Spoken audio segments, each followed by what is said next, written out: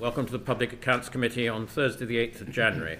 Before I do the introduction, I should extend a special welcome to Sir John Whittingdale, who's guesting from the FCDO committee, and Damien Hines, Right Honourable Damien Hines, who's guesting from DCMS committee. So a very warm welcome to you too. The BBC World Service provides crucial services for impartial and independent news programming globally, bringing in a weekly audience of over 300 million across 43 languages. The World Service is funded by a combination of the BBC licence fee and grant funding from the Foreign Commonwealth and Development Office, FCDO, with a budget of 358 million in the year 25-6. Since 2022, the BBC World Service has made savings of around 50 million, following reductions to the BBC's licence fee income. These are mainly made through closures of TV and radio platforms. Inevitably, audience numbers have fallen over this period, now around 14%, or 52 million less than 21-2. So today's session will be an opportunity to challenge the BBC on its approach to planning the World Service savings programme, as well as plans to make improvements for the future.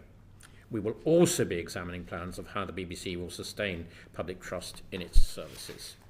So we are very pleased to have a senior team from the BBC with us today.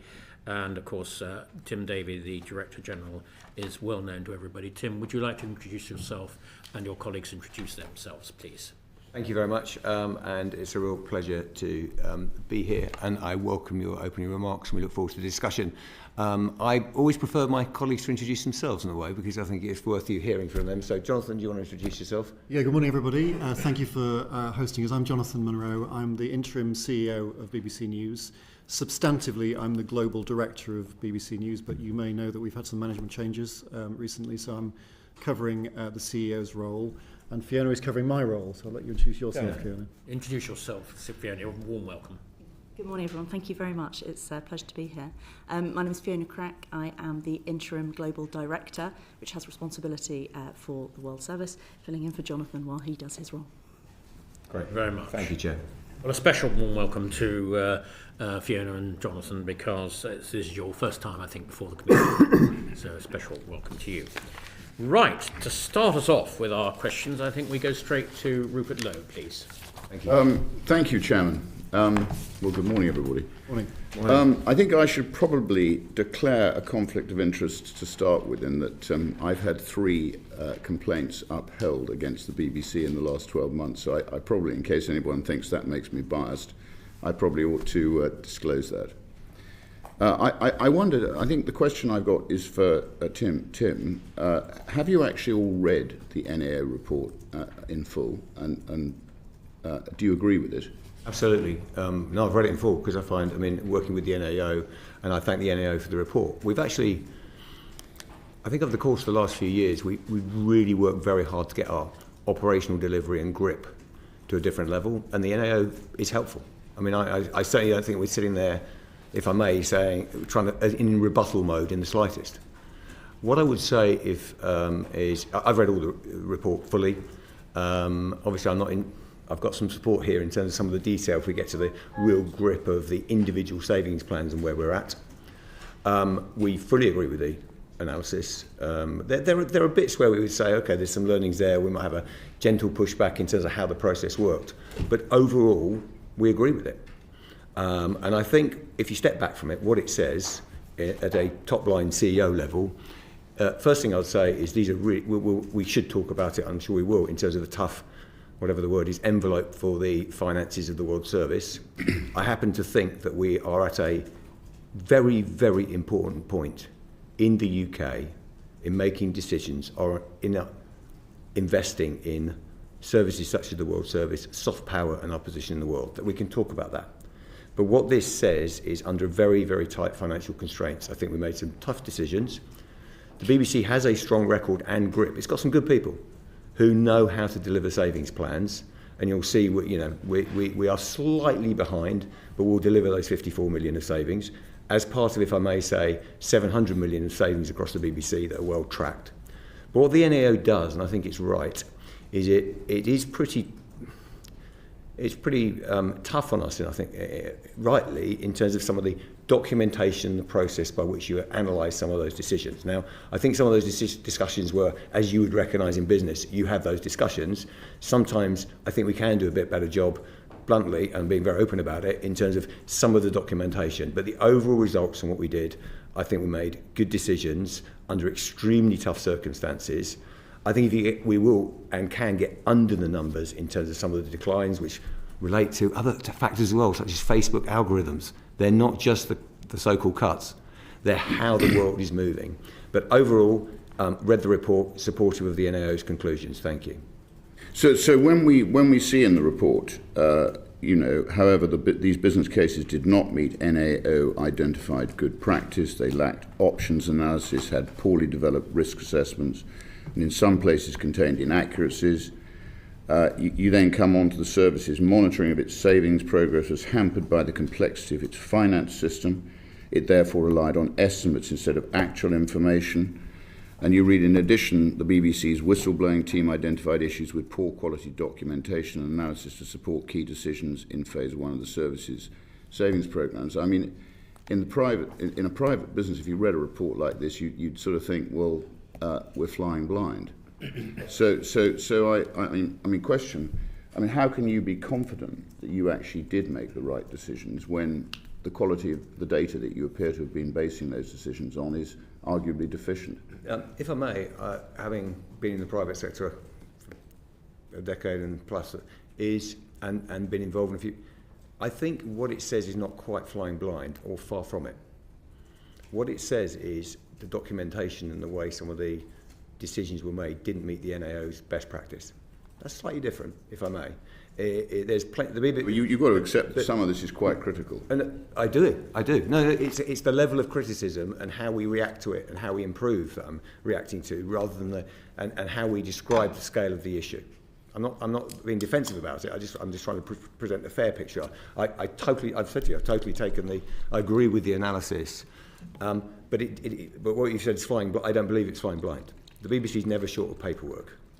Okay, I've tried. Too much paperwork can be confusing, can't it? Correct, and I can actually give you one of the things I've done over my tenure is reduce the amount of paper flying around the BBC.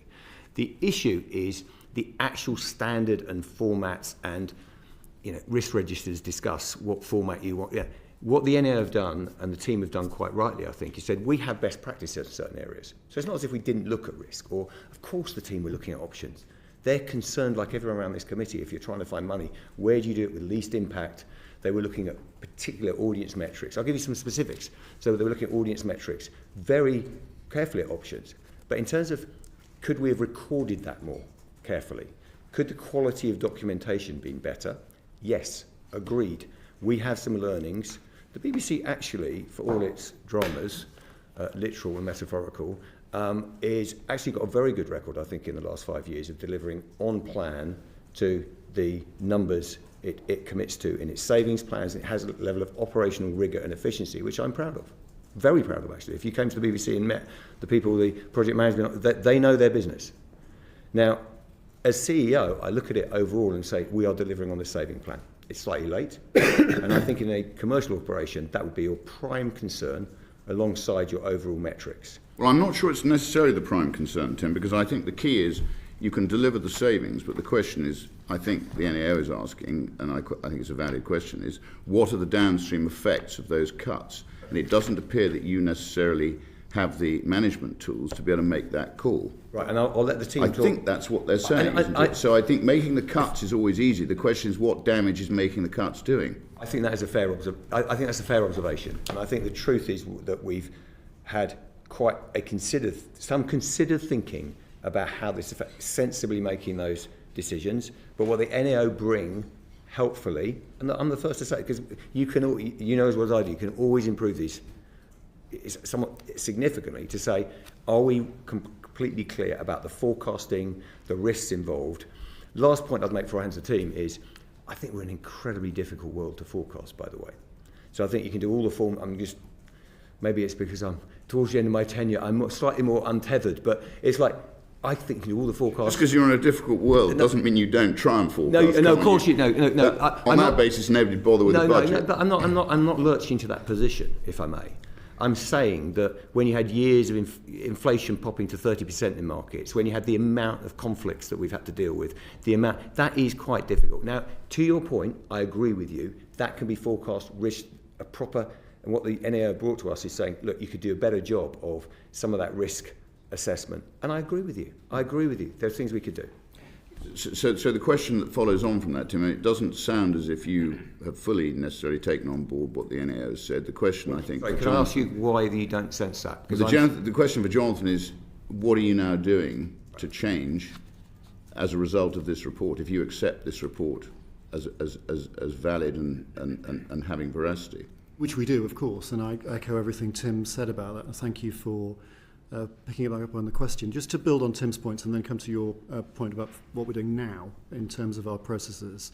The period relevant to the NAO report, which is 2022 onwards for 3 financial years, we took about 14% of our costs out, plus the effect of inflation.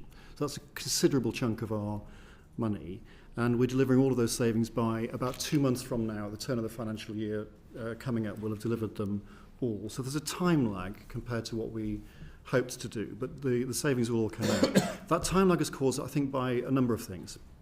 There are clearly lessons in the paperwork process, benchmarking, which are identified, as you rightly say, in the NAO report, and we agree with all of the points that the team have made there. But there are other factors which I think are sort of slightly less dry, and they're important to bring into the room. So, as Tim mentioned, we talk a lot about costs relative to previous budgets, and we often talk about real terms rises or cash flow rises, and we're talking then about the relative settlement for UK inflation purposes. UK inflation is a pretty minor factor in World Service forecasting, so we do forecast for these things, but when you have a global inflation peak, which in 3 of our key markets pushed inflation in Lebanon, where we have a significant base in the period relevant to the NAO report, to 45%, 38% in Egypt, 30% in Nigeria. Very few businesses have got enough elasticity, particularly when you're spending and accountable for public money, to really forecast for that inflationary surge. So inevitably we had to move some money around in the 3-year period in order to ensure that we weren't taking money out of the front line of coverage. Secondly, the beginning of this period coincided almost bang on with the invasion of Ukraine by Russia.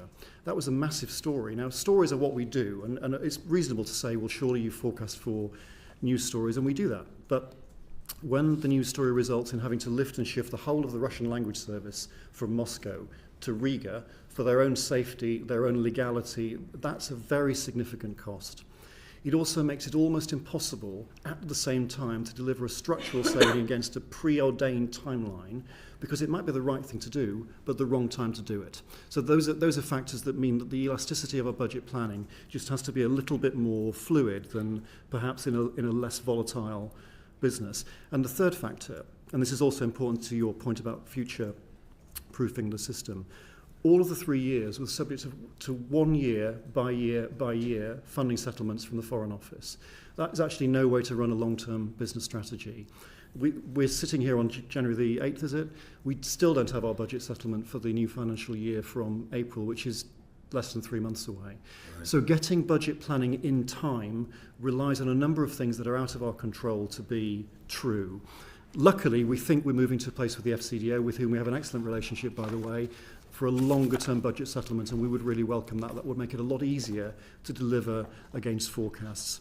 On the point you asked specifically, Mr. Lowe, about changes to processes now, we've had access to some of the NAO's findings now for quite a considerable number of weeks. We've read them all, we've digested them all, and we are working now to change some of the specific points that they identify in their report, for example, around business planning, paperwork, templates, those sorts of things, the backroom functions, which enable us to report more accurately, but will always be vulnerable to the news agenda and to unexpected events. Okay, well, thank you for that. I mean, Chairman, I've got a question here on the complexity of your finance system. I mean, I'm finding it difficult to understand why your finance system is so complex. I'd like to know why that is. I mean, after all, your actual business model isn't that complicated. You send out 72 million letters a year to collect the licence fee from those people who haven't paid. Very often they're old people who are being chased. They're quite aggressive letters. It doesn't seem to me that accounting for a monopoly should be that difficult, because your income side of the equation is quite straightforward. It's not like running a contracting business where you've got work in progress, you've got all sorts of variables.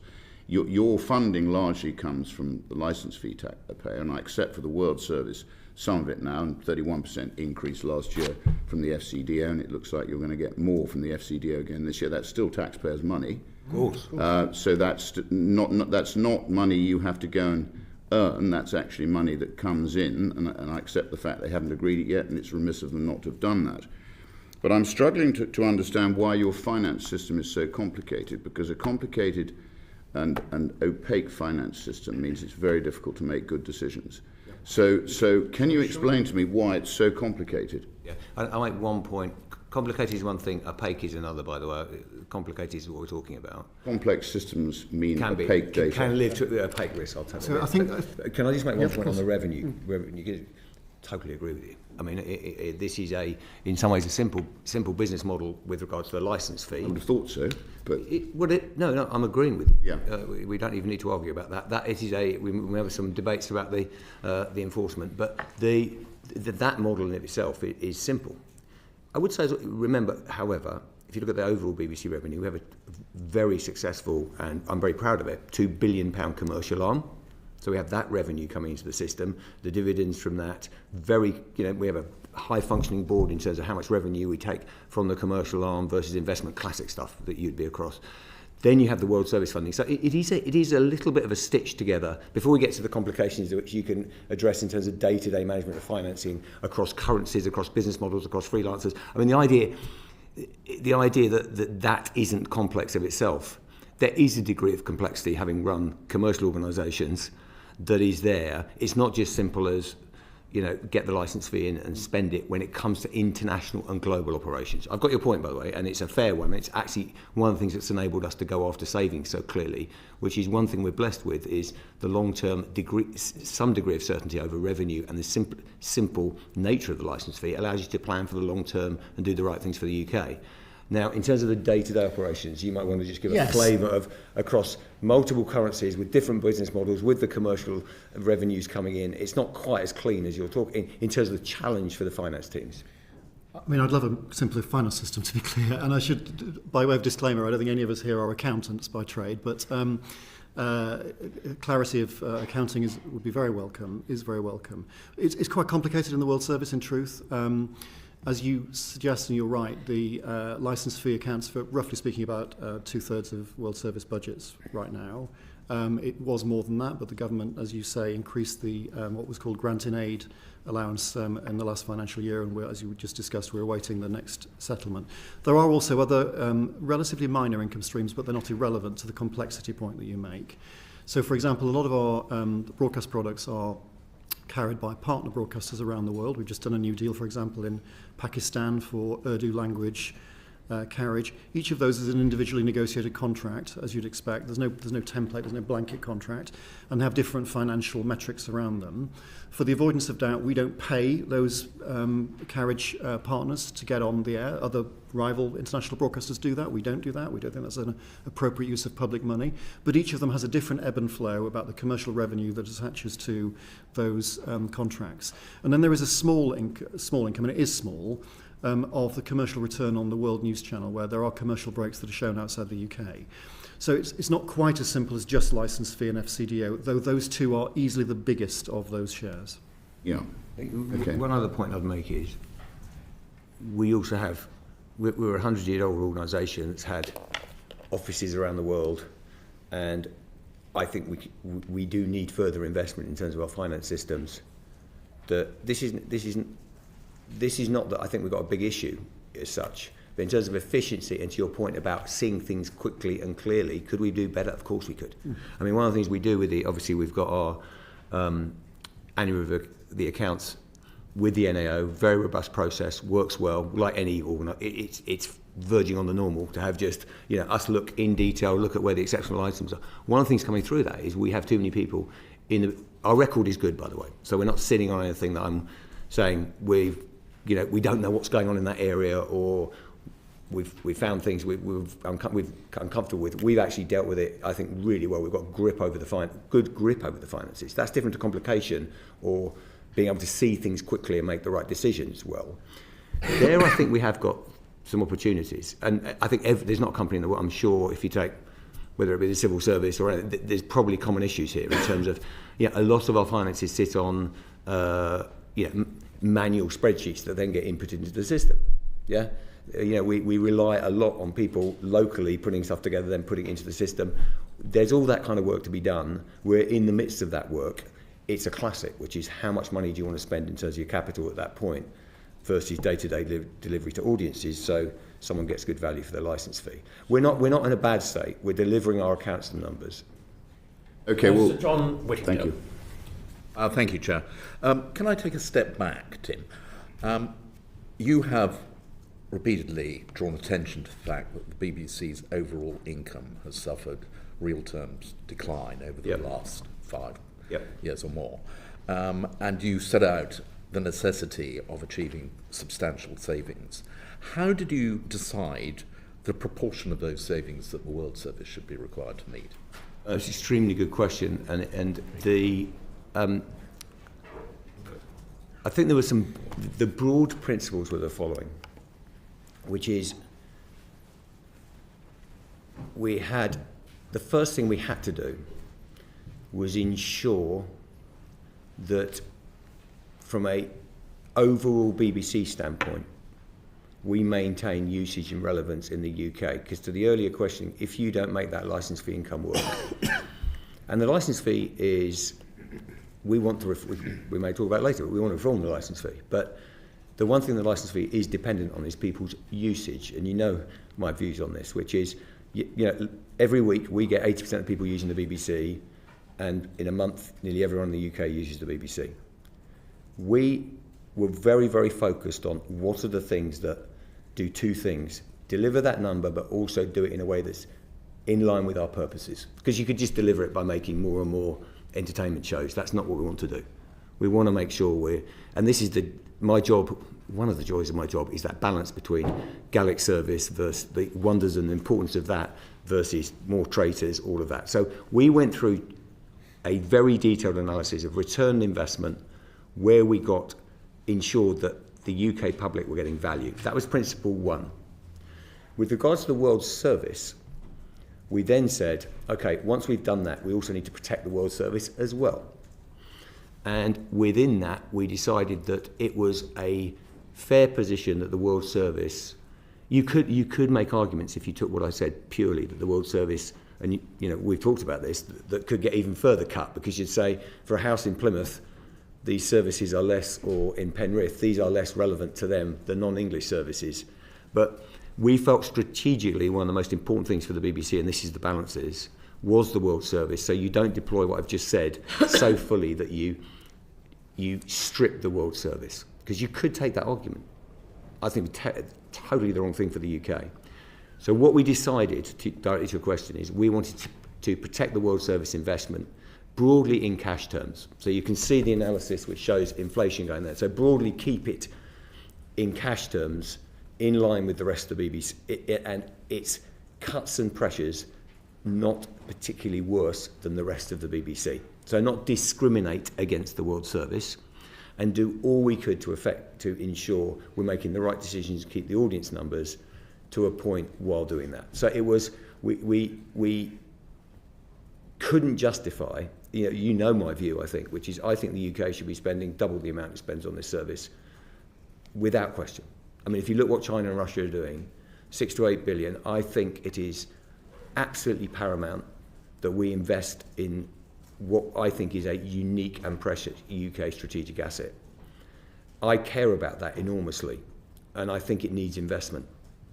But in terms of the licence fee construct and how much you ask from household, I mean, I'm going around the country all the time. Household budgets are under enormous pressure. For us to ask for more for the World Service from the licence fee, I think is untenable. And for me to announce, I'm sorry, you won't be getting Radio 4 or all the other things we do, but we'll be paying money to the World Service, was not something we could do. So the short answer to your question keep the cash where it was, don't diminish the World Service, even though you could argue in terms of just pure return investment with regard to the UK licence fee payer, you might want to do that. I didn't want to do that. And don't cut the World Service more than the rest of news and all the other things, because we were facing a 30% over the last decade, 30% decline in real terms in terms of our income. That's what we've tried to do. Now, it isn't a perfect answer, because you can see that's what you wrestle with in my job, to try and get the right balance. I am proud of the team that we've maintained our reach at over 300 million with the successful efforts of the commercial arm. We're now over 400 million people getting BBC services every week. My personal view is I'd like to see 1 billion, but I cannot for the life of me see why we don't see this as a better investment as a nation. I really feel strongly about that. I can't go further with the licence fee. So Tim, did at any point you lost 47 million audience in 2 years? Yep. Did you at any point sit down with the Foreign Office and say, is this the direction of travel that we should be going? We've had, I mean, we have a good partnership with the World Service, but we've talked in detail with them, over a number of years, and they're under enormous pressure, as you know, in terms of public.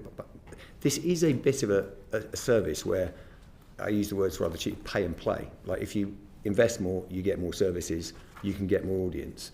It is worth noting that we are in a world where suddenly, from fixed distribution of radio and television, to state the obvious, we're now into so you're going to, traditional media organisations are facing some structural decline anyway.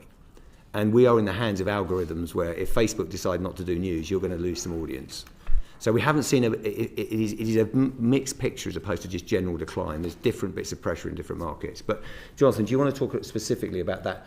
That I think it's quite a nuanced discussion about where you invest, because can I follow up on that? It's not just about audience, it's about strategic interest as well. Well, precisely. I mean, following from the Chair's question, surely the value of 1 million listeners in the Western Balkans is considerably greater than 1 million listeners in a European Union country, for instance. Totally agree. So when you decided which services you were going to close, how much was that in discussion with the Foreign Office about the strategic priorities of the UK?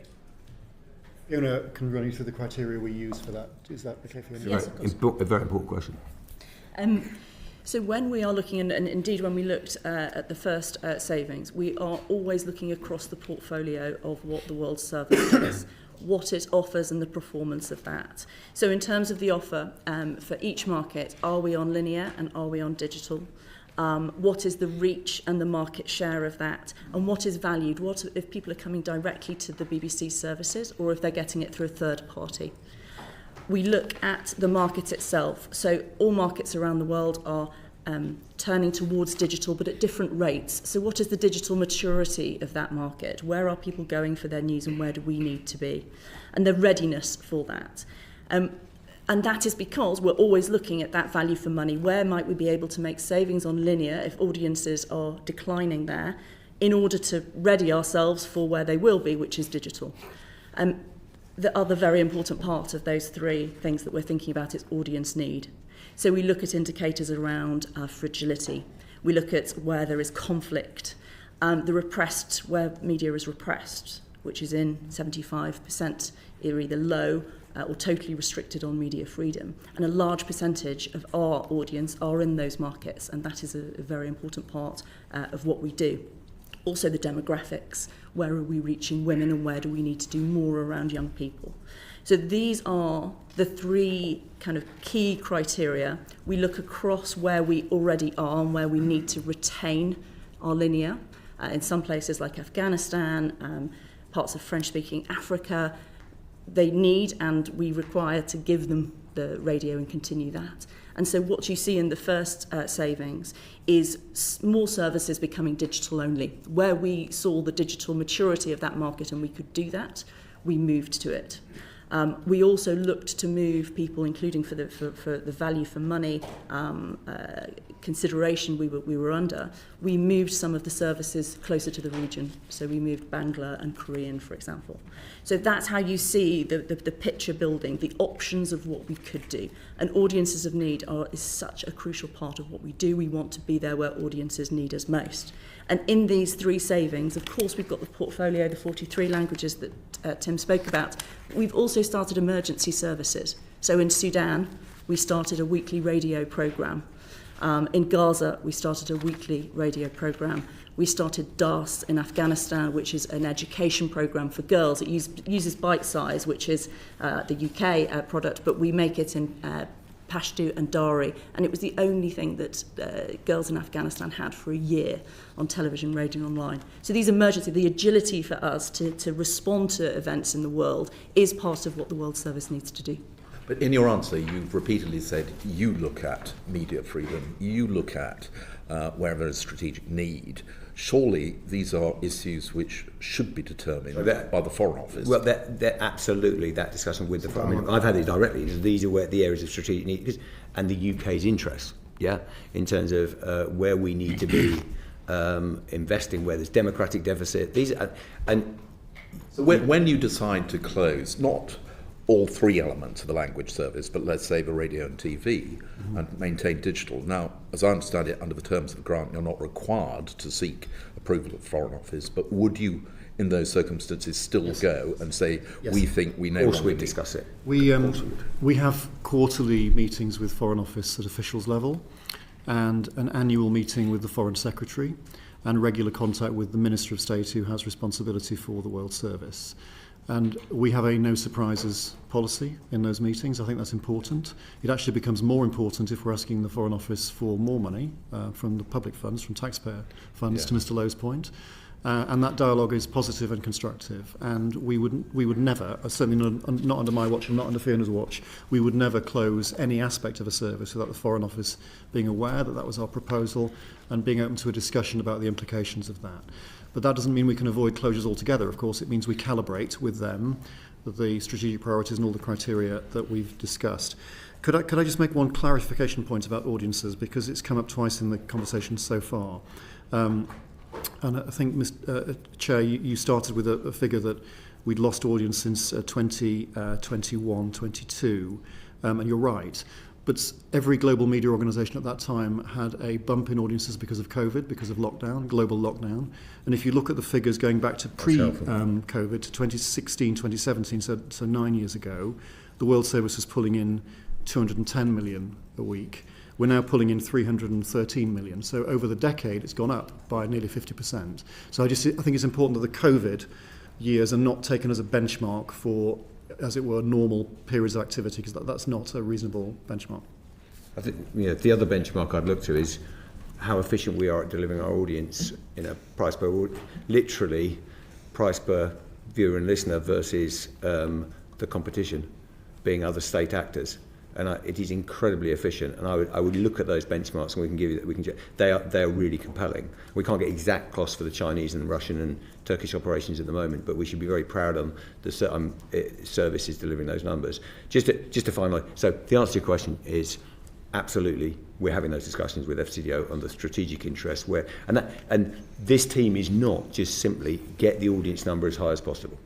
And when it's just not. It's absolutely got the strategic interests and what we need, where we need to be in play as well. And when you finally get an outcome from the Foreign Office for next year's funding, and that's something which I think probably all of us sympathise that you have been unable to obtain it as yet. I pressed the Minister 2 days ago, and he still said that he wasn't in a position. But when that arrives, you would expect that not just to be a sum of money, but clear indicators of where the need is for it to be spent, potentially to increase services in parts of the world where the competition you referred to is strong. Yes, I mean, in previous years we've had some conditionality around funding settlements. That's perfectly reasonable. They're largely around protecting existing services from complete closure, and as you know, it's a Foreign Office permission issue to close a language service in its entirety. They also hold the permission for launching new services. We've just launched BBC Polish because of the Eastern European point that you made earlier, Sir John, which is a success story in its short life so far. We're awaiting permission to launch 2 other Eastern language services for precisely that strategic reason. We'd like to accelerate that because it's the right thing for the audiences and it's also a more efficient business model, but most importantly because the Russian misinformation space is very important. On terms of other conditions, I think the relationship is very mature and very sensible and pragmatic with the Foreign Office, and we would expect conversations about those. And what we all agree about is actually a point that I think it was the MI6 chief who spoke recently about the sort of world order, which is the last few days have shown what a volatile place the outside world can be. But she spoke about the space between peace and war. That's where the world is in her assessment. It's in the space between peace and war. Well, in that space is where disinformation and misinformation thrives. So I hope that when we get to the Foreign Office settlement, any conditions that are attached allow us to really go for putting truth into that space in more parts of the world as efficiently as we can. I think that's what the Foreign Office wants as well. So we're pushing at the same. It is a jointly agreed plan in that way. I mean, we recommend, we are in charge within the agreement we have. We can do things, but it's the public investment. It's us investing together, and regardless of almost all the ins and outs of it, we talk together about what we need to do with this to have maximum impact for the UK and for our audiences. And for the world. I mean, that is, and it is much more than just a return on investment on a numbers basis. That's why it's different to a commercial world. Because, some of these things, as we talked in Ukraine or Russia, you wouldn't, I was very blessed to sit with the president in Ukraine who said to me directly, thank goodness for these services, but we've had to relocate people out of Russia. We've had our Persian service at the moment reporting on these interesting events and important events in Iran. This is investment that I think is really critical. What I would say is, and we could not be more grateful for the 32 million, I think it was, increase in investment that we got. We are asking for a investment of a similar order in terms of uptick next year. It doesn't bring you a transformational change. I just want to, because if you look at where global inflation is, you look at competition, you look at the need to be on digital platforms on the same money versus operating just radio services. This is a real demand on our finances. So I think we can definitely look. We're doing what we can to get new digital services up and running or other services we need. But this is not transformational investment. It is sustained investment at best if we get a settlement. And just to ice the cake on the point about lead times, I am highly sympathetic to the pressures that the FCDO under. We have enormous, faith in their ability to support the World Service and work with us. Having said that, any business that has not got planning, we don't even know what our numbers are for April. Yeah? That is not, to the earlier point about planning and forecasting, that makes it difficult for the team. It's not impossible because you can manage the risks and you can manage the scenarios, but it doesn't necessarily, it doesn't mean you're going to overspend or anything like that. But what it does is it's the quality of decision making we were at earlier is affected by your lead time. That's just life. So you've just said you're expecting a similar uptick in investment. We've asked for it. We've asked for it. Okay. I didn't sign me. We're speculating here, but you must be doing planning now. If you get that level of investment from the SCDO, what will you do differently to what you're doing now? Right. Jonathan's mentioned some of the investment that we've put into Polska. Polska is different in several ways. It, for the first time, harnesses AI and is a translation tool. So what we're able to do is quite a slimline service where we can take the existing excellent BBC content from across the European region and beyond and translate it, always having a journalist signing that off. But it's a new way of working, and we believe we can do that for other markets, so hopefully for Hungarian and for Romanian, but beyond. The European security crisis is there. The disinformation is a particular worry in that region. So that would be a way that we could build on the countering disinformation that we do. We'd also want to put more money into the, not just countering disinformation by putting impartial news and information into those markets, but also the verification. So BBC Verify, I'm sure you know, we will further invest in that, as well as the disinformation team that we have in the World Service that looks at how these things happen, what are the trends underneath that are pushing disinformation and misinformation in. So that would be one particular area. I would also talk about circumvention.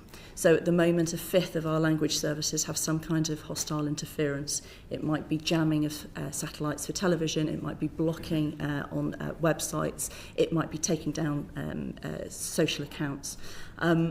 We need to be able to, and throttling is the other thing that happens, which is a government slows down the internet speed so that you can't get onto, so all these different things are happening to a fifth of our services. We need to invest in circumvention to ensure that those people can get onto the BBC and can get trusted news from that. And that involves, it might be VPNs within apps. You know, there is technical things that we need to invest in in order to strengthen our circumvention. And I would turn again to audiences of greatest need, which is such an important part of the mission and the purpose of the World Service. We want to do more on education that I've mentioned, more on learning, thinking about the audiences that we're not reaching, particularly women and young people, thinking about how we organise ourselves to do that better. So those are some of the areas that we were particularly looking at. Regions that are affected most by mis and disinformation, and where we see the Chinese CGTN, where we see the Russians, Russian Today and Sputnik come into the markets, they are starting to absorb some trust from those audiences and putting out a particular agenda for those news items. So I think we have to really think about that, and that would be where we would be proposing, along with the FCDO, at looking at. So thank you for that answer. There's bits in there that I think we need to come back to in relating to technology and satellites, but let's leave that for now. Can I just mention it, sir, Chair, if I may? It is important, inflation. Yes. Because, you know, we've talked about, this is the Finance Committee, I mean, the level of investment we're talking about on a 300 million budget, you know, we are paying people around the world, we are running those services, paying contractors.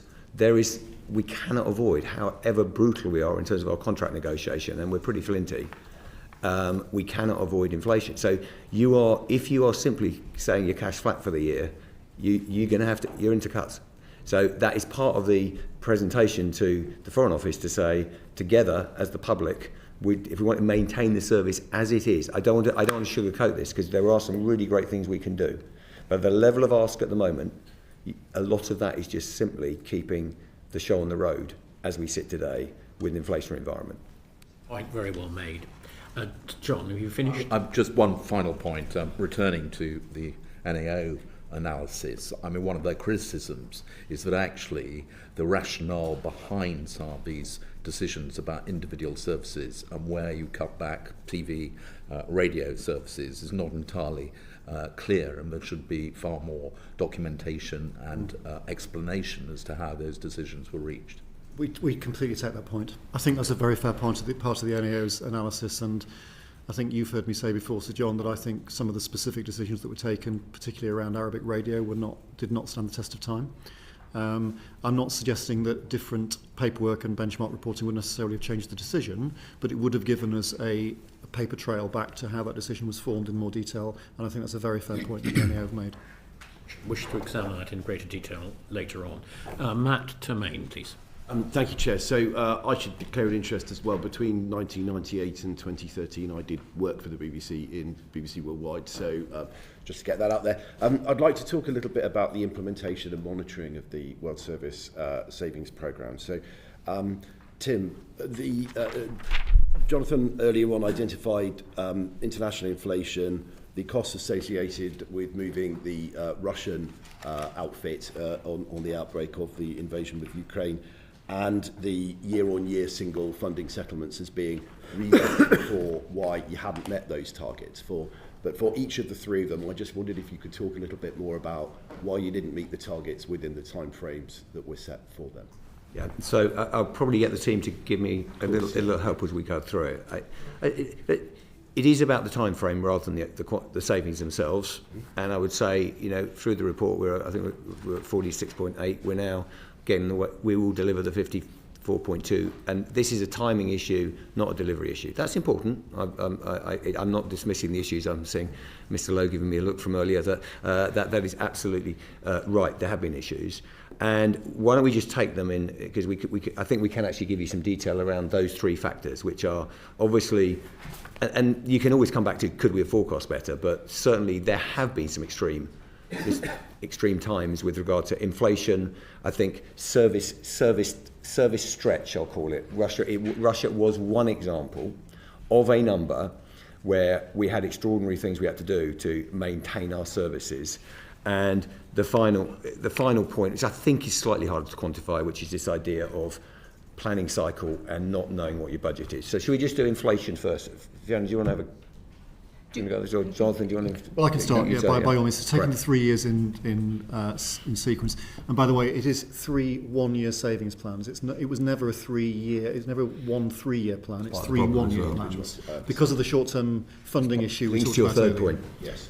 So they happen to be sequential because the pressures of the issues I talked about earlier and the licence fee real value decline was a fact in all 3 of those years, but it was not one single plan.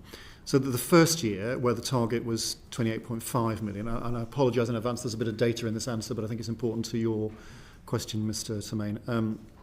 We met all those targets. There was a minor bit, there was an overspend into the following year, but broadly speaking, that was a scheme that was fully implemented.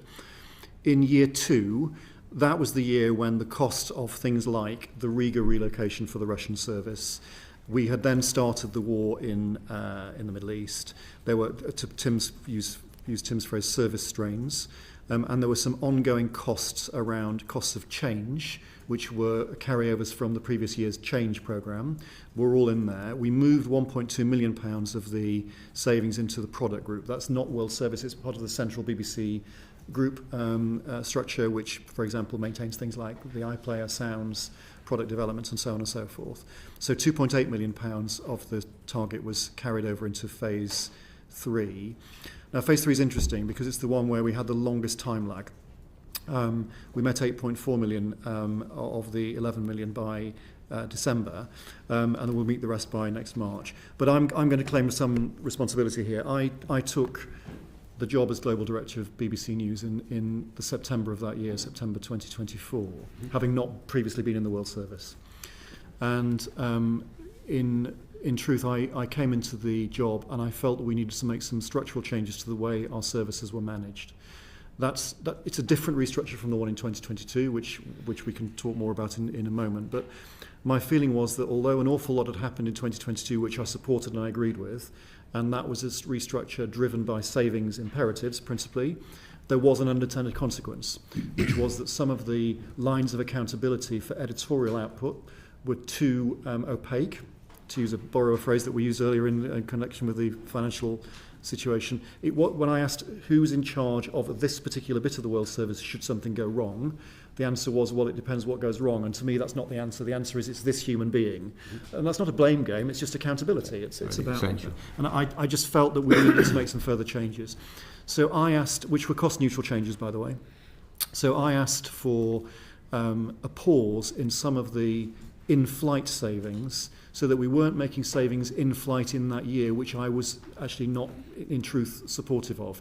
I didn't find any of those. We carried through all those savings, but it was the wise thing to do, just to pause briefly, so that when I brought up a new regional structure based on senior leaders around the world rather than all being based in London, which I think is an important strategic move for the World Service, we were doing so knowing that the savings programme that we were coming to the end of in that last of the 3 years was still robust against that background. Okay, thank you. Just for clarification, we're saying essentially the phase one stuff, it is done. Right. Well, it will be done by the turn of this coming financial year. Okay, so the end of this financial year, they'll all be done. That's good. Yep. Thank you. Those original three factors that we were talking about, the inflation, the service stretch, and the year-by-year settlements, they're generally external factors. Do you think there were any sort of internal factors that influenced the savings programme timeframe implementation? Or? Yes, I can add to that. So the nature of Savings 1 and 2 are quite different. Savings 1 was about programme and platform closures, and so it entailed a significant staff reduction, up to 400 roles. And because of the complexity of the World Service, those 400 roles were in 33 different places. So we were complying an enormous amount of different frameworks, employment, legal. So we had to do that at a timeline that we weren't necessarily in charge of. So I think that gives a little bit of kind of context to that. The nature of the second savings was much more around distribution. So we renegotiated some contracts around shortwave and FM transmitters, for example. Some of them came to pass, some of them we could get a better deal on. And so that savings kind of changed the nature of it through the through the year. And actually, because we are always trying to mitigate audience loss, avoid audience loss, but provide value for money, we were able to change actually the nature of that, and it refers to it in the NAO report in how we captured that. But I think that is why, and it's why it is a slightly higher figure that moved from Savings 2 to Savings 3. On the plus side, and it was realised within the Savings 3 financial year. So again, it was done shortly afterwards.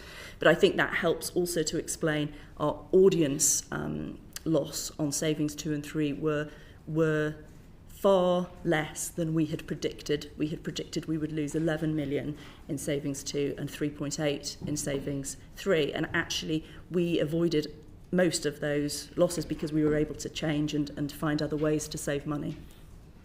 Okay, that's great. Thank you. Sorry, just scribbling notes. So I wonder also if you could tell me a little bit about the project management methodology that was used for some of this. I mean, the report does reference, perhaps where it could have been slightly better than it was. So if you could tell me a little bit about that, that would be quite helpful in terms of, what methodologies are used, how they're implemented, and how they're, monitored from a senior management perspective. Yes, and as you say, it's an area of concern within the report.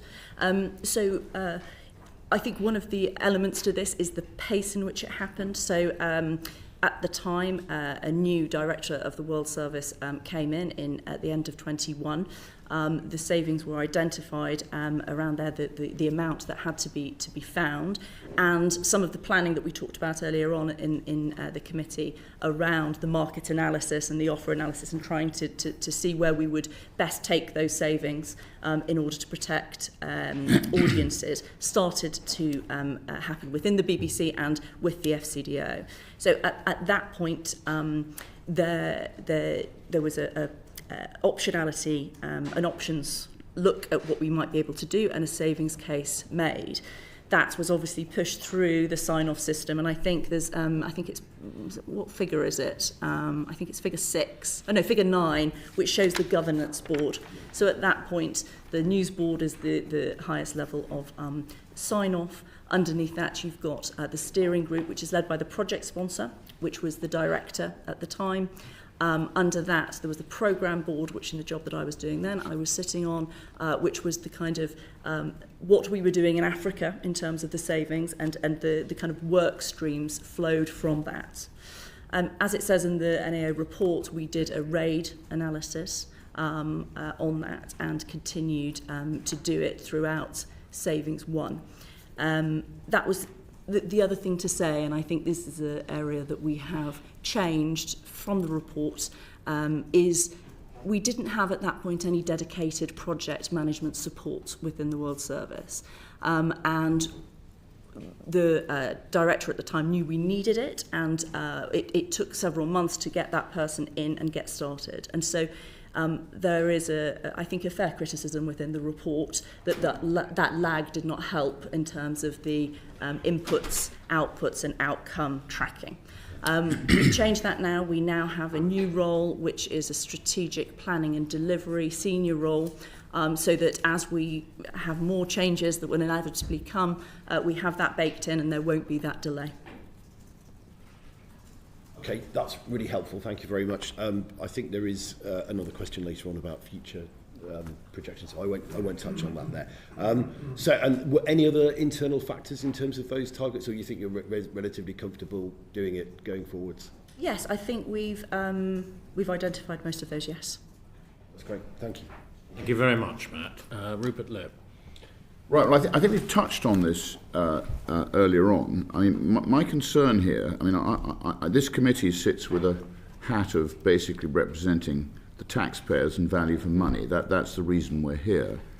And, I mean, as the NAO says, without clear ways of measuring non-financial impacts, I mean, how can you demonstrate the savings you're making? And I accept you're making savings, Tim, but are they having a detrimental effect? And what you've talked a lot about how much you need money. And I watch Elon Musk cut the overhead at X by 80%, and arguably it's a more efficient platform. I watch my own social media output, which absolutely astounds me, that so much has changed so quickly, as you say. I watch the British economy declining, and I hear you saying we need all this soft power, which can't have been helped by this Trump issue, as I'll refer to it as, which again we don't want to go into too much detail on. So I'm you know, without the tools of actually judging what's going on here, I'm concerned that what we're seeing is a changing demographic. Young people don't trust the BBC, in my opinion. That's quite clear. They get their news and their media and their information from all sorts of platforms. Question, is the World Services audience aging? You talk about the issue of switching to digital. Are they interested in digital services, which the young clearly are? Have you got an issue with an aging audience who are effectively, whatever you do, your audience in the World Service is going to decline? I mean, these are questions, I think, with a taxpayer hat on, I'd like to know that you've thought about, because I don't think it's just a question of chucking money at it. Whenever I sit around this table, all state entities, all they ever want to do is hurl cash at the situation, hire more people. Not the digital age means you don't need to hire more people. You don't necessarily need more cash. What you need is more intellect. And the question is, are you actually able to judge? Are you able to judge that you are delivering using the digital revolution, which has changed everything? I totally agree. And are we discussing it daily, if not most hours of the day? But you can't judge it if you haven't got the information. Bear with me. And I think you've touched on a number of subjects there that are important, which is firstly one of trust, which we could get to in other elements of discussion, but that is critical, of course. Critical, and holding trust and ensuring we deliver on that is sacrosanct to the BBC, and when we make mistakes that costs us, but we work very hard to deliver against our editorial guidelines. Yeah, that is important. And I would be very cautious about saying people, even groups don't trust us. That's not where the evidence is at the moment. It says it's under pressure around traditional media operations, but actually globally, among all age groups, trust levels are high, and we should protect that. I think you'll find, Tim, the young don't go to the BBC. We found in our last report, Tim, that only 51% of the young get their information from the BBC. That is a shocking statistic. Absolutely, but 51% is something that we should be, at least we are in a position where the majority of 16 to 34s come to the BBC every week. We're still fighting that battle. Do we think we've got massive challenges like every traditional media? Of course we have. Of course we have. But the idea then you say that we do not work extremely hard, and I'll come to the team in a minute, about how do we go to where young audiences are on different. I mean, I have quite a lot of pressure to remove the BBC from X, by the way. That is not what I'll be doing, yeah? Because we need to be on these platforms, we need to give quality information onto these social media platforms, bring people into the, and I actually think that's critical, because otherwise the Chinese, the Iranians, they're flooding the zone. They're flooding the zone, and they're investing very hard. separately, and it's just there's a lot in what you said, because the other thing is the efficiency of, I don't think there's any naivety in the BBC around, you just chuck more people at a problem, yeah, and that's how you solve it. And but hold on, push back at me on the facts, because during this period, we have taken 1,800 people out of the BBC public service. 1,800, okay? I think was the latest number. We've taken the number down. There's a lot of people, these guys have done a savings plan. We've lost 400 people from the World Service and largely kept the audience flat on a long-term decade basis. Okay, no one is more committed to, we've ripped out 700 million of cost so that we can protect our programming budgets and our service budgets while taking hundreds of millions out of our back office. Yeah, I would welcome you to wander around the World Service, and also I've been very aggressive in terms of getting external benchmarking of our benchmark costs. Now, then we get to technology. Now, it's a bit of yes, but. Yes, when we look at AI and what it can deliver to production processes, media supply chain, we're leading edge on this. If you go around the world and talk to other broadcasters, they want to know what the BBC are doing to reduce cost in the area you're talking about. But you cannot escape that if you want to have quality editorial, quality journalism, you will need investment. And I do not think it is incompatible to say we are rigorous and aggressive on the savings front. And give me the data, because we are benchmarking, we're doing external benchmarking going into the licence fee settlement in terms of, I couldn't agree with you more, in terms of ruthless looking at our resources and going to the bone in terms of people. But you cannot escape. Our service is different to X. X is a model that is contributed by the public and others to the market square where everyone shouts at each other is one model. Okay, and I'm not disputing it. What we do is something different. We do quality journalism with people on the ground. The Persian service, I've got 300 people living in exile in the World Service because what they need to do, they're trying to do, is do free and fair reporting. That is not something that can be replaced by technology. Now we have to decide that, and we have to build trust in everyone that we are an efficient operation. But honestly, any benchmarks, any assessment of the BBC, I think we should be proud of what we're doing in terms of our cost benchmark. Well, I haven't got much more time because I can feel the chairman itching on my left here.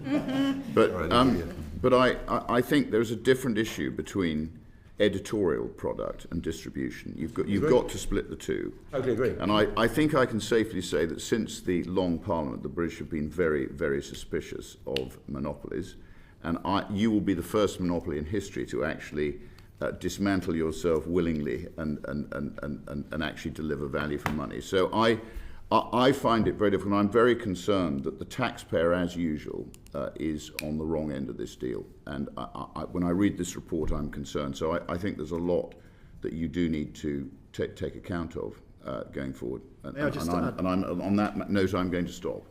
Could I just respond to that before? Thank you so much. I agree with an awful lot in your question, but not quite all of it.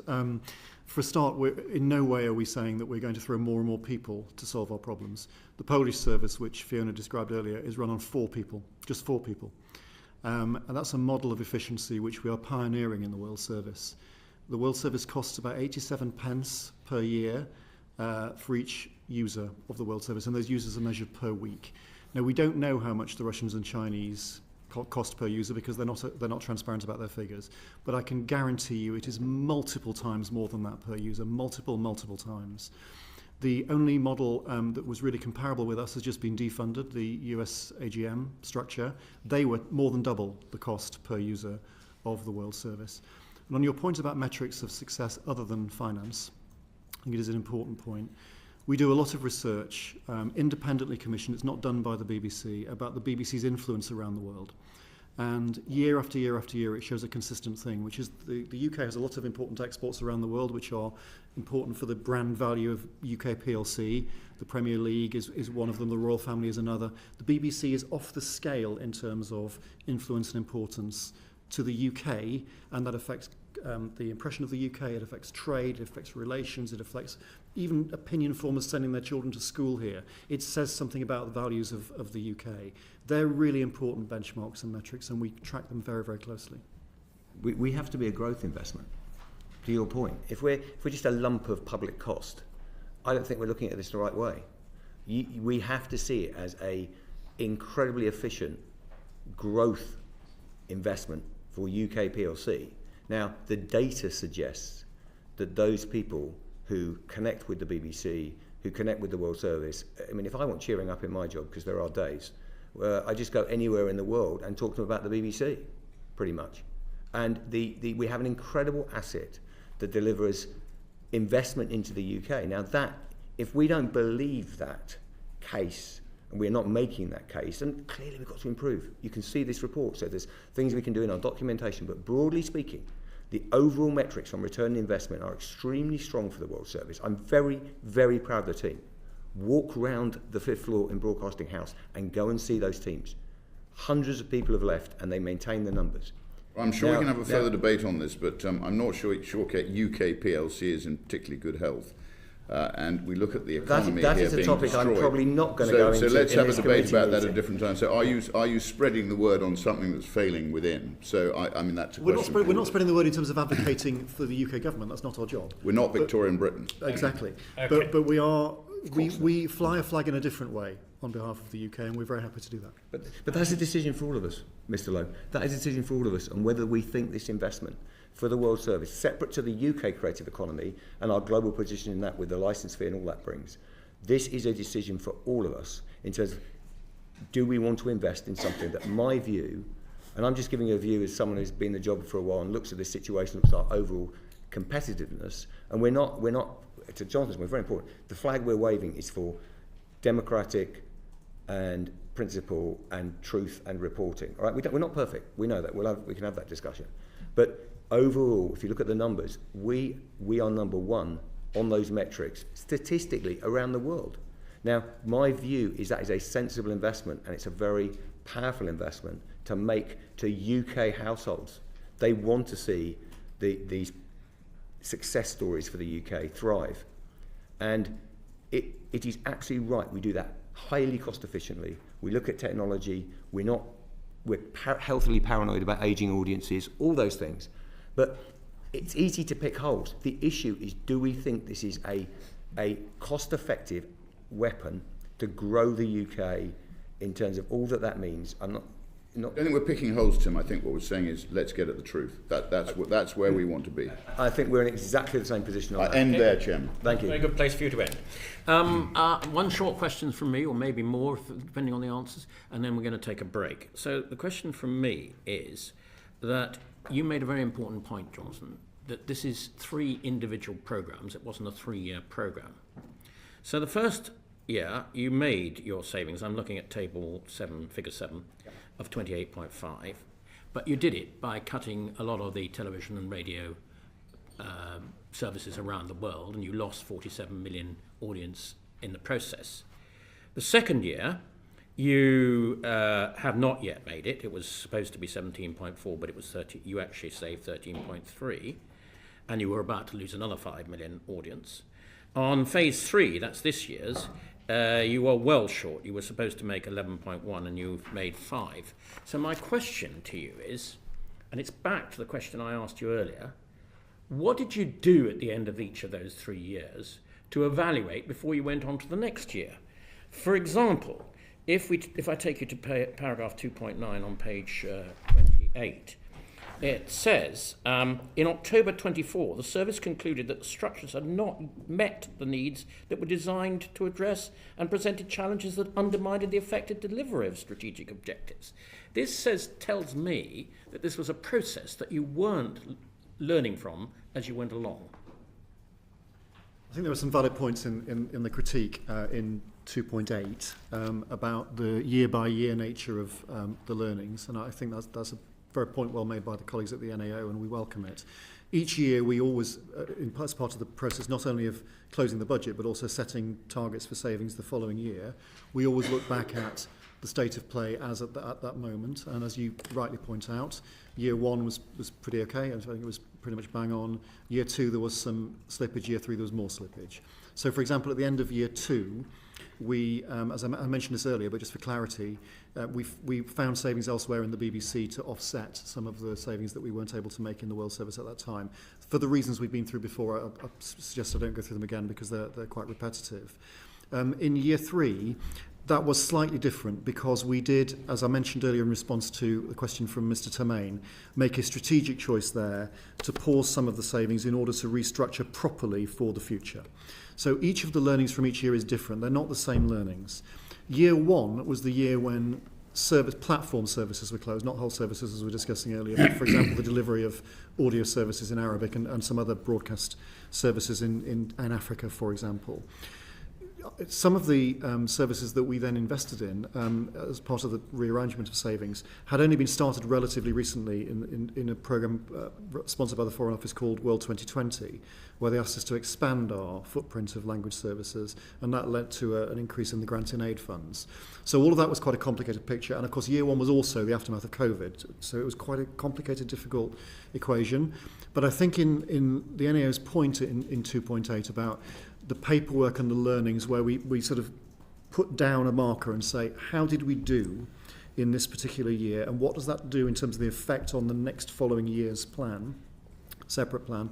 I think the NAO is right that we've got some learnings to take away and to refine our processes to make sure that when we look back on them, for example, now, looking back on those 3 years, there is a clearer assessment of what did and didn't work. I think if we dig down deep into existing data, for example, on audience loss and on reach on digital, which has quadrupled in the 10-year period up to today, we can see that there's a good story to tell, but I fully accept that looking at the accountancy process and things associated with it at that time, we have got improvements to make. As well as hopefully getting this extra money, that you can do some changes, do you have a continuing savings programme? You're looking at everything you do to make sure that actually you're doing it in a cost-effective way as you could. Continuing savings programme across the BBC, so and including the whole of BBC News, and that will affect the World Service. How much it affects the World Service will depend on the Foreign Office settlement, because one of the things we've said to the Foreign Office is that, and we've said this over a number of years, this isn't a new message, and as you know there have been a number of different Foreign Secretaries in recent years and ministers. We've said that we believe that the freeze and the licence fee under the previous government for effectively 2.5 years, because the third year was below inflation, licence fee rise, the unintended consequence of that was to cut the available funds for the World Service. I don't believe that anybody sat there and thought, we'll freeze the licence fee and we'll damage the World Service deliberately. I honestly don't believe anyone thought that. I think it was unintended consequence. In order to plug that gap, we needed an increase in what was known at the time as grant in aid. I just call it, to Rupert Lowe's point, taxpayers' money. It's central government money. But some of that money can mitigate the need for cuts in the World Service against the backdrop of further spending restrictions in the BBC as a whole. Until we know what that settlement is, it's really hard, in fact it's, I'd say, impossible to accurately give you an assessment of what we will need that money to do for us. As you say, I mean, this will be probably further discussions of this committee over time, but there is no scenario in which the BBC isn't having to make aggressive efficiency savings in the forthcoming period, regardless of the charter settlement. You know, and how we go into the intricacies of funding the BBC, and the reason is because if you look at where the market is, you've got two things going on. You've got rapid inflation in terms of production cost, in terms of supply. So that needs, I mean, we're fighting with competitors with £17 billion content budget. So if you care about UK creativity, if you're in my job, you're trying to get as much money onto the front line, not building up bureaucracy. That's just disaster. All right, and the BBC, I think, is actually, you know, for all its, you know, slings and arrows of fortune, it's like it has actually got this clear mission, which is because it has direct accountability to offer value to households, we absolutely have to do that. So we will be aggressive in terms of deploying AI, thinking about how we rewire our production. This is going to be an age of enormous change. And that is important because what I don't want to see is public service broadcasting wither in traditional formats of sitting on linear services. And to Mr. Lowe's point, the next generation goes, well, that's not for me. We need to be on YouTube. We need to be in this if we care about this. Now, redoing that within the constraints of a budget that is not heavily leveraged in the way we've seen with the major entities around the big entities, they've got billions of leverage. Yeah, it's a completely different model. So I think we've done a remarkable job, and I would say that, over the last 5 years of staying at the races digitally. Look at us, we're the only, among 1634s, we're the only UK source that in the top 10 in terms of being trusted. You know, we're still at the races. I've got the issues with the numbers, but we're in the game. Now, the iPlayer is still a very competitive product. That is because we've moved enormous amounts. 80%, I think, of the savings in the BBC that you hear about are actually because we've chosen as a management to move money around, not just because we've been forced by our overall funding settlement. They're because we as the leaders are going, we've got to move money in the organisation to become a digital entity. That will not stop. And I think it's going to be very tough. I'm sure it's the same with any public institution, that if we are going to truly transform ourselves and not get left behind, we are going to have to deliver enormous efficiencies to do that. It's not going to be easy. And that's, the jeopardy is high here. And I think that does not detract from the need for investment. You see, this is where I think it's an and. Unfortunately, it's an and, not an or, based on where the world is going. That's inevitable. So, thank you for that very interesting answer, all of your answers this morning. We're going to take a short break now. The clock is 11:18. Should we try and be back here fairly promptly by 11:25? And to start us with, when we come back, will be Sarah Heath, please. And thank you very much for this morning's evidence. And we look forward to more interesting revelations in part 2. Thank you very much indeed.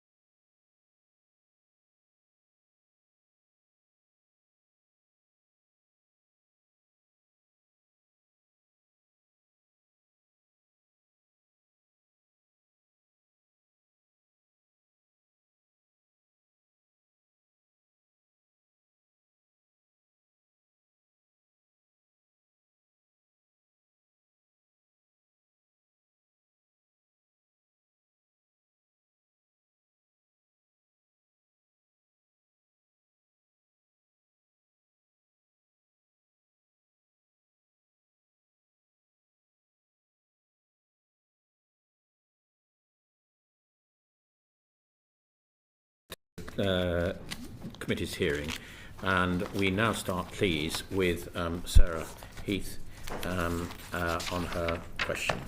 Thank you, Sarah. Thank you, Chair.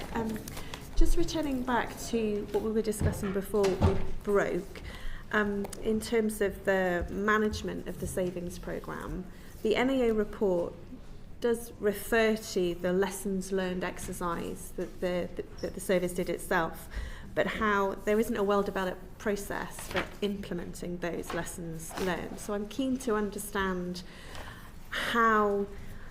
what assurances you can give the committee that the changes you're now implementing will have will lead to the improvements that you hope they will. Do you want to? Shall I talk a little bit about how we did the lessons learned process from Savings One? So Savings One, as I think we've talked about, was editorial based. It was scope based, so there was closures of programmes and platforms in order to make the savings. As part of this, there was a change in the operating model. So previously we had been in a regional model, then we went to an output and a content model that reflected the BBC's English newsroom. That is in essence how they are organised into news content, into news programmes. So there was a decision to do that to enable us to meet the objectives that we had been that had been set out in Savings One. Now that operating model took some time to settle down because it's a significant change. Because we were tilting towards digital, there was a lot of upskilling to do. So there was a lot of training programs, there was a lot of best practice sharing across services, some new accounts opening in digital. So it's quite a big and significant change. So the lessons learnt process was primarily an editorial level. So it looked at the editorial decision-making points, it looked at the amount of content, the balance and mix of the content in the different outputs, where those decisions were made and how they were communicated, even so far as the timings of the meetings. You know, there was quite a detailed kind of process in that. And there was a large amount of staff who were involved in that, workshops and various things around that. The outcomes of those were implemented into the workings of the newsrooms around the world, and they had some success in improving the kind of communications and decision making in the new model. So I think in that part, the lessons learnt was done well and fairly robust. I think where the NAO report comes in is the more around the governance, more around the documentation, more around some of the things we've already talked about, the financial kind of inputs, outputs and outcomes and I think in that point we have made the point that we don't think that was clear enough and we need to do differently in the future. And we've put some measures in place which I can talk about if helpful. Yeah, no, I think it would be helpful. So that's really helpful for you to have shared about the editorial side of it. That's really helpful. If I refer to the report, which you might have a copy of, in section 2.22, I think you do list, the NAO do list some of the changes that you're implementing around tracking finances and recommendations following whistleblowing. I think it would be helpful for the committee to better understand some of those changes. Yes.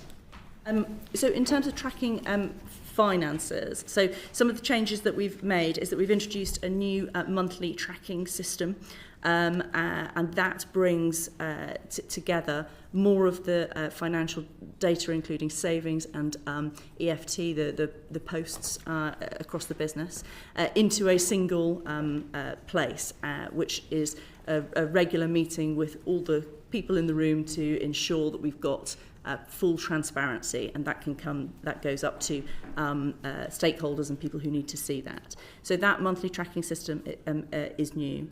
And it's in place? Yes, yeah. We've already started that. Jonathan and Tim referred to this earlier on around the accountancy kind of software, and at the moment, obviously, you know, the World Service operates in 50 different countries. So what the accountancy systems that we're doing, and we're in the process of doing this at the moment, is about consistency to make sure that they are all feeding. They can feed the monthly tracking system, and that can have a lot more resilience to where it was. One of the difficulties, I think, of the previous savings is that some of the savings, most of the savings happened within the World Service, but there are dependencies, and so other parts of the BBC were making savings in order to support their own savings targets and ours, and those things were not communicating as they should. So those are the things that have been put in place. Also, I should mention a new role that is on News Board now, which is the Transformation Director. And that is someone who is looking across our constant process of change. And that has, I think, really helped because it can take a wider view. It's not just World Service, it's not just other parts of news, it's overall. So I think those are some of the things that we have done to improve that. In terms of the whistleblowing, I think whistleblowing is a very important process that we have in the BBC, and we are always grateful when people kind of come forward and talk about that. Those recommendations that came from the whistleblowing are in some ways reflected in the NAO, both what they found and what was found in the whistleblowing. So there's a lot of overlap, and the things that we have done answers both the whistleblowing and the NAO recommendations. And changes from the new structure. Some of these are around how we organise our decision making and how we document it and implement it and review it. And so we have a new process that we have started 9 months ago, which is a quarterly performance review. And that is a much wider ranging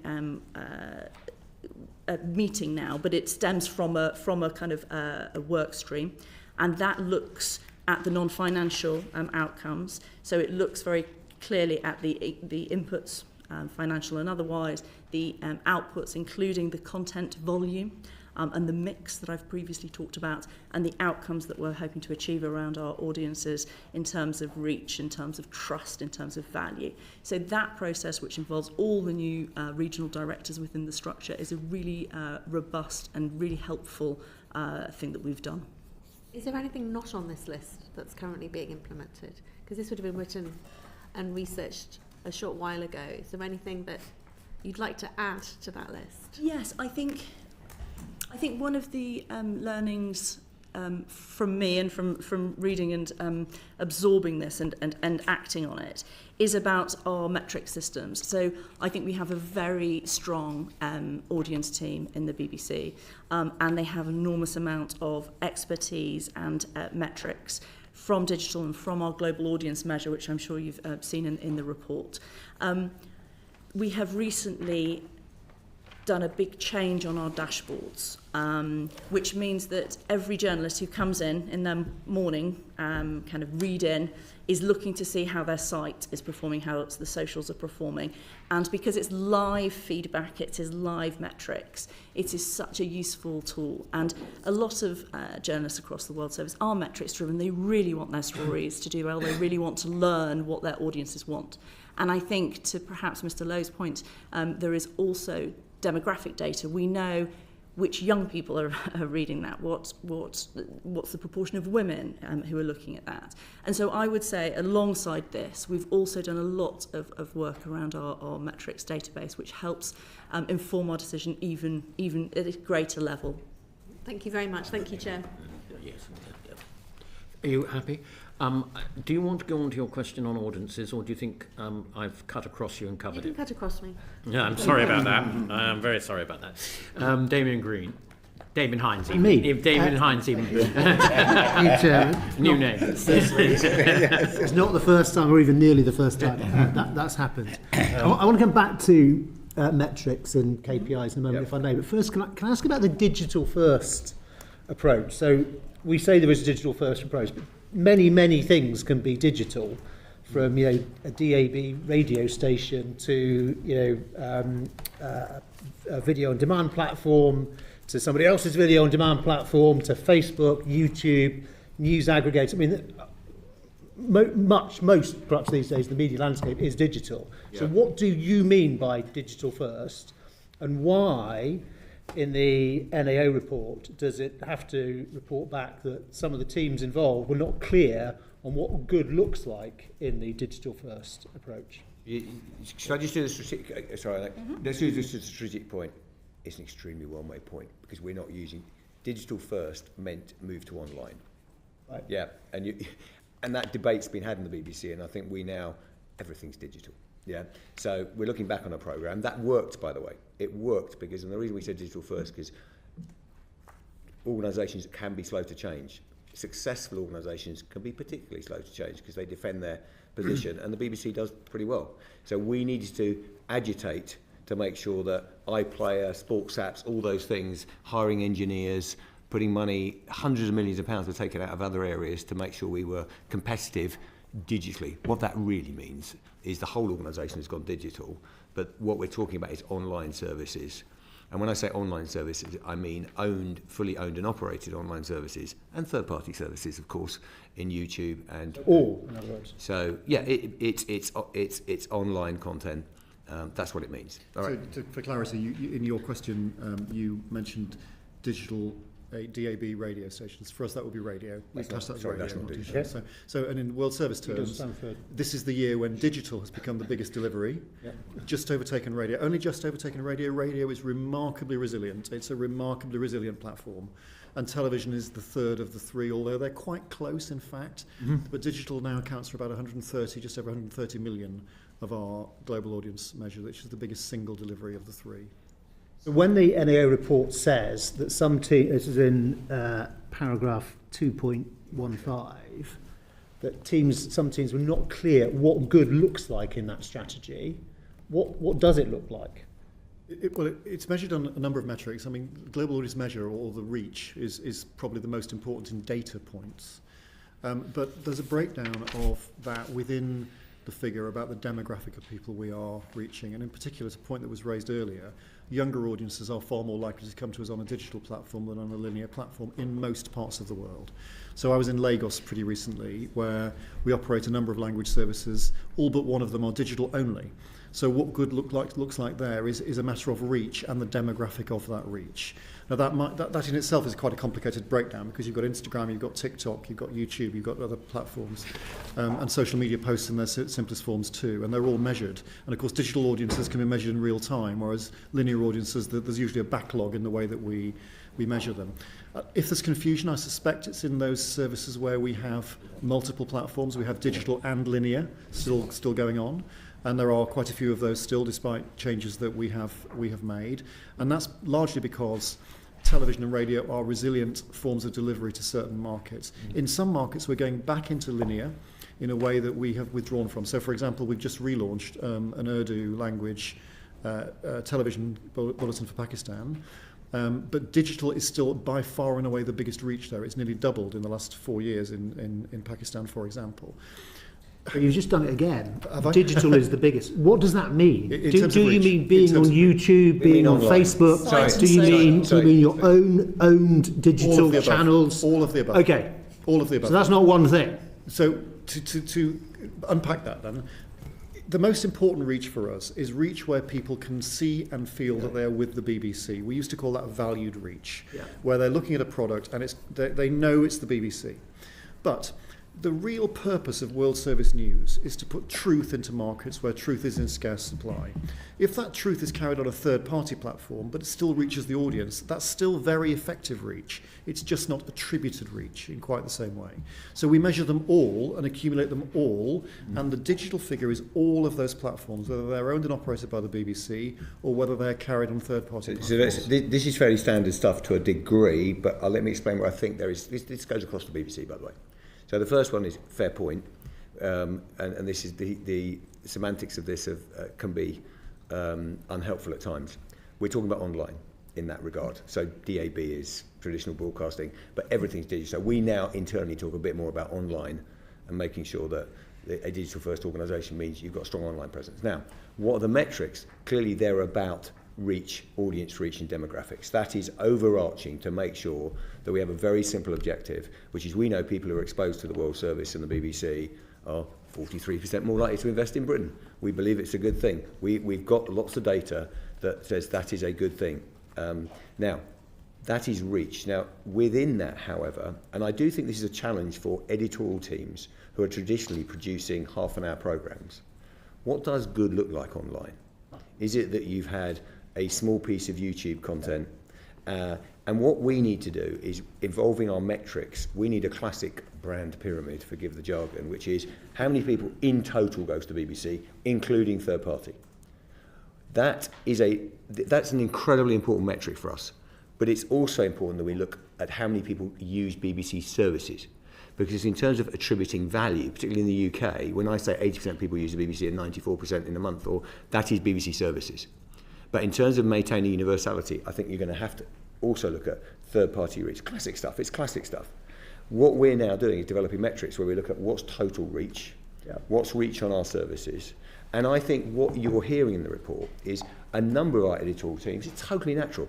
If you were producing The Traitors or you were producing a World Service News Hour programme, what does success look like on online platforms? Is it putting the whole... It is iterative, that experience as well, because you're learning. Maybe that doesn't work. Look at news on iPlayer. We want everyone, a large portion of the audience to be getting quality news on iPlayer. But just putting the 6 o'clock on it is not going to work. So I think there's an element of that in here, which is how do you make it work? To be clear, on the non-attributed content, you have an immensely valuable... Less attributed. Well, some is some maybe... It depends what the user sees, right? Yeah. So, I mean... We can secure an element of branding in it. Yeah. So there's a sliding scale. You have an amazingly valuable asset which only maintains its value by being used. Exactly. And there is, I would suggest, for the kind of long-term benefit to UK PLC and indeed to the world, you have to maintain that brand equity. The swings you were talking about in audience reach, I mean, are enormous over a 10-year period. I mean, some might say suspiciously large. Do you count as somebody who stumbles across something on a social media feed once a week from the BBC, does that count as audience reach in the same way as someone who is a regular listener to a World Service radio station or a World Service TV station? So it's done by a method called the Global Audience Measure. And the Global Audience Measure is an annual, and it's an internationally recognised measure that all major global broadcasters use. Some, like our colleagues in China and Russia, do less transparency around their figures, but we know that to be true. That does count interactions with the BBC on a weekly, but you have to interact with the BBC at least once a week. So is the simple answer to my question yes? So specifically on viewing a social media post, Fiona, I don't know whether you're... Yes, it's a duration, so you don't, if you just scroll past it, you don't count. No, so you have if to have watch dwell it for time, 10 seconds, but you have 10-second dwell 10 time. seconds, you must engage with so it. that counts as having engaged the BBC once a week. So another individual who was a regular listener to World Service News would count that's a one-on-one. As long as they come once a week. As long as they come once a week. Yes. Okay. Yeah, so that's just a view. So if they're just looking at it on a mobile phone, that's just a view. It doesn't count to GAM. GAM is a weekly audience figure. So it takes all. So there's a big chart on it. It is a complicated process, but in essence, it takes a variety of different measures. And on digital, there is a duration in order to do it, which counts as a view, and then that is extrapolated from that. Okay, I'm not sure I quite followed that answer in its full majesty. I'm trying to understand so there's been this huge increase in audience, and you would expect that with the growth of social media and YouTube and all the rest of it, obviously people are going to be exposed to a much wider range. Not obviously, but can be exposed to a much wider range of media.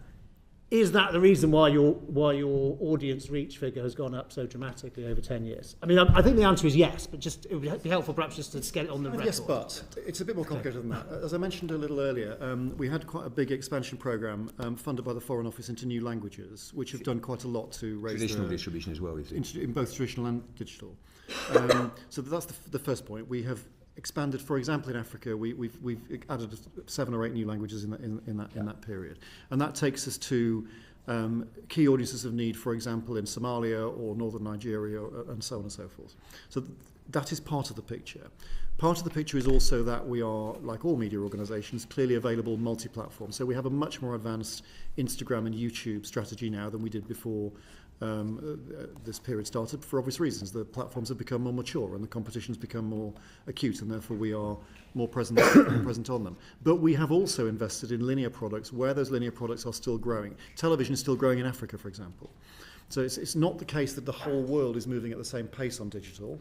Clearly, the digital penetration in some parts of the world is much more mature. So if you take, for example, Latin America, and we know that Venezuela is top of the world's news agenda right now. BBC Munro is one of the oldest language services, used to have radio and television. It is now purely a digital service. But its reach is really impressive against that background, particularly in Mexico and the northern part of South America. And I haven't seen the latest figures for Venezuela, but I can promise you they'll be enormous, because people at times of crisis do come to the BBC as an external teller of the story of their part of the world. Well, that's a story where we took a language service and we de-invested in linear, and we said, look, linear is not where that market is. We want to pile on digital in that market. That market itself, however, is changing because of the loss of USAGM. They were huge in Latin America. I just want to, your question, the answer is yes. Okay, thank you. And the reason I'm saying that, it's a very, very good question, if I may. And let's just You may. have a moment of let's have a moment of agreement, Mr. Hans, which is there is almost a minimum amount of time and connection you want with someone so they ascribe value. We get to another thing, which is ascribing value to a service so they'll pay for it. Yeah. But I would say the good news for us is most organisers, I think most are at monthly, we're at weekly, so we've set the bar a bit higher. We also haven't done if you just swipe one piece of BBC content. So there is a degree of depth in what we're recording. Okay? And we think that, sorry, I just want that we believe that to be meaningful. It's only about 10 seconds per week, but we know also that people are doing that are likely to repeat that. The other thing is value attribution is not just about time. This is about the BBC more generally. It's a real tension for all of us, because we've grown up in an age where you'd be on intravenous strip on the radio station or whatever. Actually, if you, in a country, go to the BBC headlines, you might not spend that long. You might read a couple of articles and be out, but the value to you is extreme. Yeah. So that's what we're tracking. I don't want to cut you short, but I am conscious that we are short of time. So reach is one measure. I mean, people might say the better measure is share. Yep. And specifically share, not just overall in the world, but then you would say, what about young people? In a lot of these countries we're talking about, actually young people are the majority of people in the country. Yep. And you would say, what about countries which are unstable or where there's a lot of contestability from competitor broadcasting services? Do we measure share? We do where it's possible, but it's not always possible. We do measure the demographic of people who come to us, particularly around the ratio of female consumers, and that is actually a Foreign Office agreed target. So we have a target that 34% of our audience should be female globally, outside the UK. We are just about at that target. We'd like to be more successful in that, and we're launching various products to try to address that, particularly in Africa. We know about the age profile of digital consumers on platforms where there's sign-in. That's an easy piece of data to acquire. Share requires knowledge of what, for example, the Chinese and Russians are able to do. Now, in some markets we can measure that, but we can't measure it in all markets, and unlike us, they're not transparent about it. So if we go and do a sample test in a market, we can judge it, but we can't necessarily extrapolate that around the world. I think it's a really... I'm not sure share is the best measure. Commercially, I used to be obsessed with share, by the way. Yeah, you're an advertiser. Everything. No, but bear with me. That's everything. Everything. And this is why I would shiver when I hear the idea that any monopoly... It's not about... What I think is most important for the BBC is that we have a meaningful relationship with a lot of people and we're part of their media mix. This is just like... It's different to a... Commercially, I'm interested in growing share, but in a broader sense, we know that RT and Sputnik have been growing. They buy share. Yeah. We know that CGTN buy share. So the fact that you may be reaching more people for a minute a week on social media, interspersed with other things. I mean, that's a good thing, but it doesn't tell us we're winning any battle. Yeah, but there's some things we can't know, and without spending a lot of money on market research, we can't know the demographic share in every market. We sample year by year as part of the GAM. There's one point about the GAM, by the way, on the 10-second point. If you come more than once a week, you still only count once. And if you come to English and your local language, you only count once. So the number of people who are coming at any one time is significantly more than the 418 million would suggest, because you can only ever count once. Let's just lock the point, because I agree that my head was more, if I'm honest, about local media, all those things. I think when you look at the market we're in, with those other players and often bad actors, I think our reach and share or volume of consumption is critical to monitor. They are important metrics. Last question for me, if the chairman will allow me.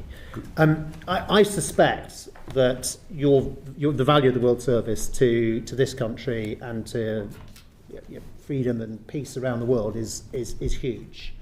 How do you prove it? Do you feel you have compelling metrics that can demonstrate to the FCDO, but actually more broadly in a sense to the Western Alliance, and we're in a new sort of geopolitical phase now. There are some things that different countries can bring to the table that others can't. Do you have that value story? Critical question. Yes, it is a really critical question. I think the answer is yes, in a world of imperfect statistics. So if you look, for example, at trust, which I think we discussed earlier this morning as part of the earlier question and answer session, the BBC's trust score for the World Service globally is rated at about 78%. Currently.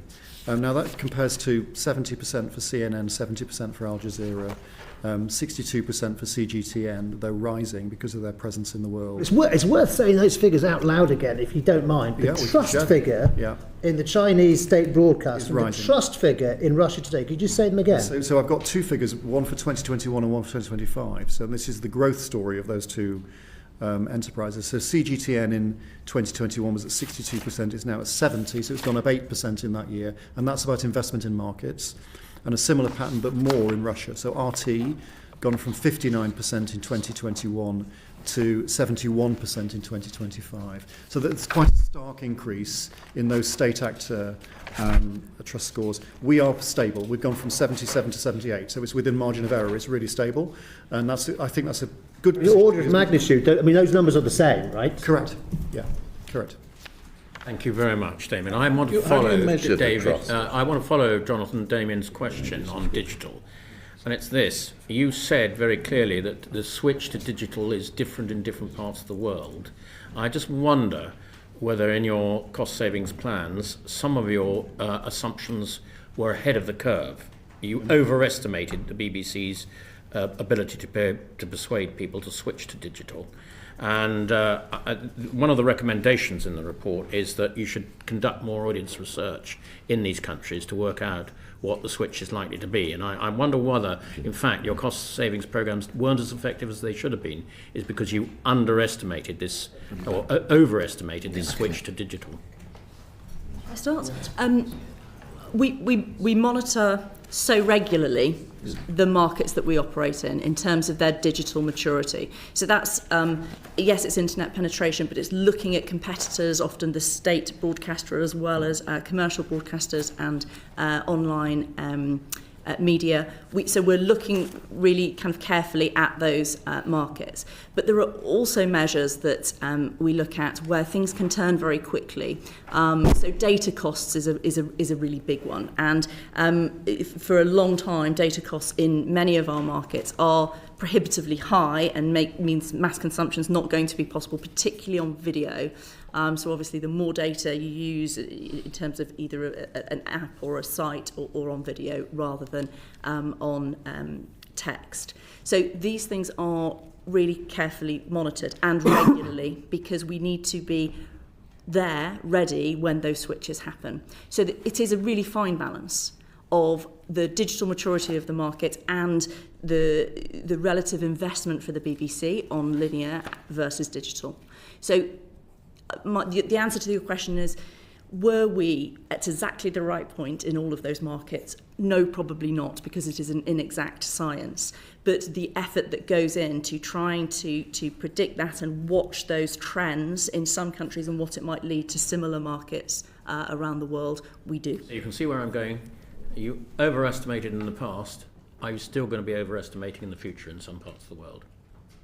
I think we would apply the same criteria and the lessons that we've learnt in other places. So, I think the value of the data and as Jonathan says, it's imperfect, but there's a lot of it.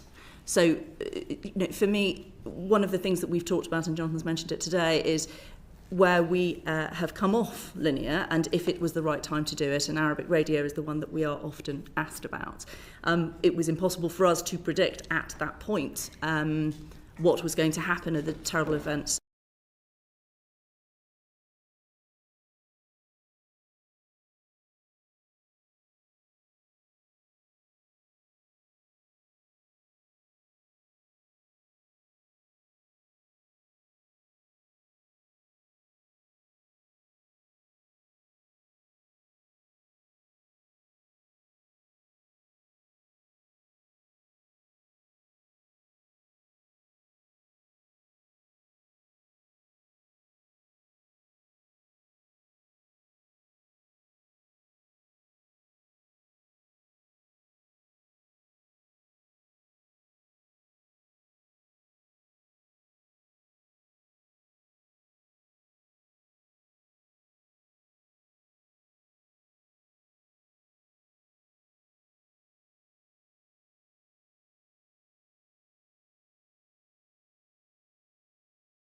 In terms of the choices that Fiona mentions, it's true in almost all cases that making television or radio is more expensive than doing digital journalism. So we talked about Polish earlier as a headcount of 4 people. That's the smallest service we've got. But some of the other services, Vietnamese, for example, is only just a few more than that as a digital-only service. The moment you start television studios, camera operators, all that sort of side of television, the mechanics of making television, you put your cost base up. Now, that is not necessarily the wrong thing to do, but it does require a bigger return on that investment because the investment itself is bigger. So in a scenario where the budget envelope is tightening every year because of the license fee squeeze and all the things we talked about earlier this morning, choices are inevitable. We have to make selections. Not all of them will be perfect with retrospect, and we totally accept the NAO's point about learning the lessons as we go along in that regard. And just hesitated whether to ask you this or not, but Fiona, how are you getting on with your representations to the United Nations about the oppression of your reporters in Iran? Well, thank you for bringing it up. It's a massively concerning, evolving, worsening picture for our colleagues in the Persian service. It's just over 100 people. Some have been tried in absentia. Some have had their houses, there have been sanctions against them, financial sanctions against them. Some have had their families brought in for questioning. There is just a constant harassment. And I worry now with what is going on in terms of those protests and in terms of Persian being so crucial in the BBC's reporting of that. And I don't know if anybody's managed to see the news this morning. There's a tracker which BBC Persian and BBC Verify have been working on together, which shows the spread of the protests, the size of them, the scope, what's behind them. It's a really impressive piece of journalism if you get a chance to look at it. So we are talking to the UN and talking to many other journalist organisations about it. I would say we still need to bring it up. We need as much representation as we possibly can, and any help that the members can give us, we were very grateful for. It's not the only service that is under pressure like this. 7 of our Russian service have been named as foreign agents. We have difficulties in the Horn of Africa. We have difficulties in many of our services. It is a worsening situation, not just for press freedom, but for the targeting of journalists, the ability for people to try to get at the BBC through our journalists. As I say, we think we've got about 300 people living in exile at the moment who cannot go home because the pressures, I mean, I spent quite a lot of time with the Persian service and providing the support. I really welcome the question. We just need to be vocal about it and very clear. And give support. I think the team are doing a really good job of giving support, but it is sobering. It's sobering and growing, and the threat levels are growing, and I think we should all be clear about it. Can I just do one, if I may, I know we don't want to go too far backwards, but the data set is a really important question as we make the case for whether this thing should get more money or not. I think we do have an imperfect data set. We have a incredible data set on return on investment in terms of efficiency. We can debate the quality of some of the documentation or whatever, but that's good. We have a really compelling set of data that's you've got this situation where others are investing hard, cleverly as well, by the way. It's not just pure propaganda in the way it appears. It's smart. Therefore, people trust it. They see it. So that the overall trust metric is one thing, but let's get underneath it. And we've got quite a lot of really important data on how people perceive the UK democracy. I won't go through all the numbers, but we've got a lot of that attitudinal data. I'm being open. Attitudinal data sometimes is quite hard to invest against. Yeah, because it requires you, I think, to say we can see we've got a long-term strategic threat in how people think about the UK, the West, and how I think there's a huge topic we want to think about, which is this idea of how people are thinking about the West, the UK. Are we all equal? They're all as bad as each other? Well, we don't believe that in terms of free reporting, the way we work. The attitudinal data is overwhelming and can be mapped in terms of where the world would be in 10 years if we withdrew and didn't have these types of services. We can also map, I think, the attitudinal impact of how the UK would be perceived if we exited. And it's not good. Yeah. And so I think that data set is really compelling. It's sometimes you're in a and this committee knows you're in a debate where you've got immediate funding requirements of funding something bricks and mortar or immediate. I think this is a strategic investment. That's where the data set sits. I've thought about it a lot, which is how could you improve that data set? But I think that's what it is, and we all have to say we understand it, we believe it, and this is what we want to invest in. Tim, can you let us have a note on that data set? Yep, we've got it. Absolutely. We can give you some of the data that we've got that is very clear, and I think we can share that absolutely, totally. We'd like you to have it. Thank you.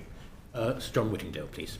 Thank you, Chair. And actually, on that point, since I'm also participating in the FAC inquiry into disinformation, any breakdown about how RT and CGTN we'll do a bit have achieved very such good. an extraordinary level of trust. Is, Make sure it's shared, but otherwise... I'd be very keen to see.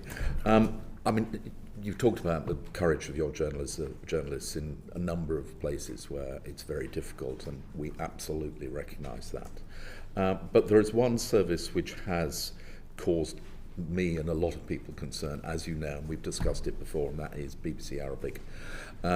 Trust, as you say, is absolutely critical, and yet, two reports, one by the former controller in BBC and a former governor in BBC, detailed what they saw as frequent examples of bias against Israel on the reporting of the conflict there, and then Michael Prescott's note to the editorial, to the board following discussions in the EGSC. He suggested that Jonathan, you particularly, had been dismissive of David Grossman's reports of where bias was occurring, and said that there wasn't a problem. Michael Prescott's report says there is a systemic bias within the BBC that has to be addressed. Could you just say something, because that is clearly going to affect trust? Before Jonathan responds, I just want to say, we all understand the seriousness of the most important thing the BBC needs to do is deliver on its editorial guidelines and be trusted. We've all got the same intent on that, and we must deliver an impartial service. That's what we must do. We're also not perfect, and we make mistakes. So it's really important that we recognise that and we address them. I would say, with regard to Arabic, we are taking some actions, and Jonathan and we were taking them before the Prescott report, and we've implemented things which I think, if you look at, I'm very proud of the many people working in the Arabic service are doing an outstanding job. We should be proud of the reporting we're doing, but we have fixed issues, and Jonathan can talk about those. I just note that Michael Prescott did say in his evidence to the CMS committee that he didn't believe the BBC was institutionally biased. Yeah? So I think we're all committed to the same thing here. We have recognised some issues. The team are doing an incredible job, I think, under really tough circumstances, but we had improvements to make, and we've made them, and we monitor it very closely. Now, Jonathan can give you detail on that. Happy to do that. Thank you for raising it. And I'm not defensive or dismissive, I hope, but it's for you to judge. And let me outline the position as I see it. First of all, I think we all recognise that covering Gaza is covering the most polarising international story of our generation. It's an extraordinarily difficult story, and finding the impartial space is hard because impartiality is a perception. It's not a science. And people come to it with different perspectives depending on their starting points, and that's perfectly natural. I think Michael Prescott, who, as you say, Sir John, sat on the EGSC as an external advisor to the BBC, identified 3 items specifically that he was concerned about. To put that into context, there were 11,000 online articles by BBC Arabic from October the 7th, 2023 to the end of last year. Now, 3 may not be the sum total of things he had a problem with, but it's a very, very small sample of journalism, which was incredibly closely scrutinised by people who were looking at the tone and nature of coverage. That is not to say at all that we are in any way complacent about the strain on the team in covering this story and the support they need to get this story right day in, day out. It is primarily important. It is absolutely grade A important. So let me run you through as a committee to help you with some of the things that we've done at the BBC to give more support to teams and to call out more clearly where we think there's improvements to be made. The first thing refers back to a point I made earlier, which is that I felt that as a result of earlier restructures, there wasn't a clear enough line management accountability, so we've changed that. We changed it way before the Michael Prescott report, by the way.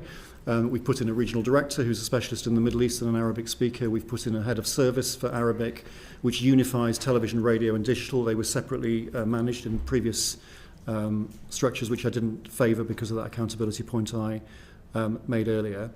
And for the World Service as a whole, we've brought in a new head of editorial standards and quality who is an Arabic speaker and was recruited partly because he is an Arabic speaker. And he's working very closely. He's an excellent, very experienced colleague with global experience, working very closely with Arabic leadership to ensure that they're fit for purpose in all regards. Most particularly in training. There's a whole new training program being rolled out. It started late last year, again before the Prescott memo was leaked to the papers. That was already underway.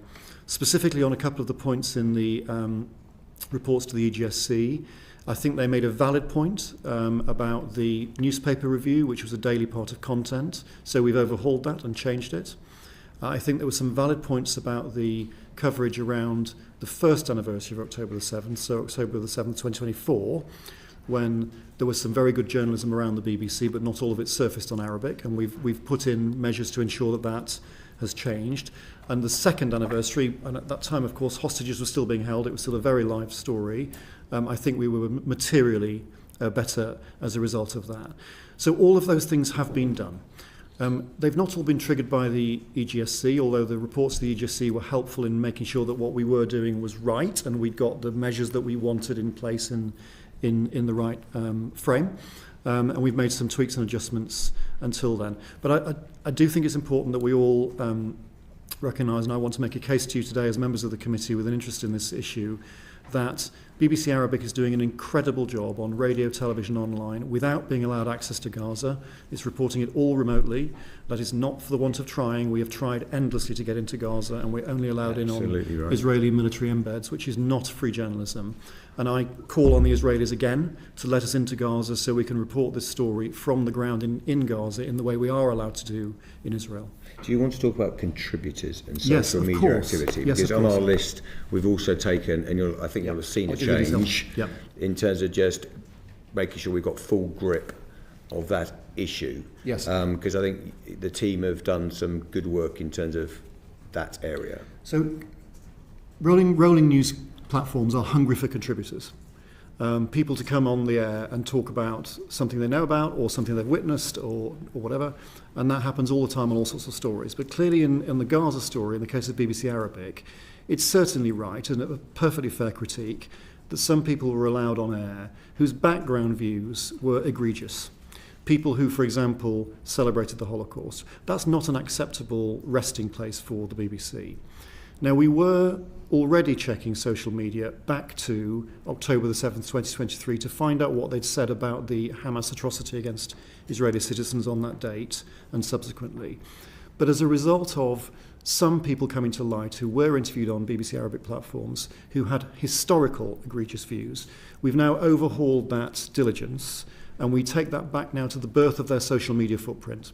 Now, we've got very sophisticated tools for doing that, using our colleagues in BBC Monitoring as well as the BBC Arabic editorial team.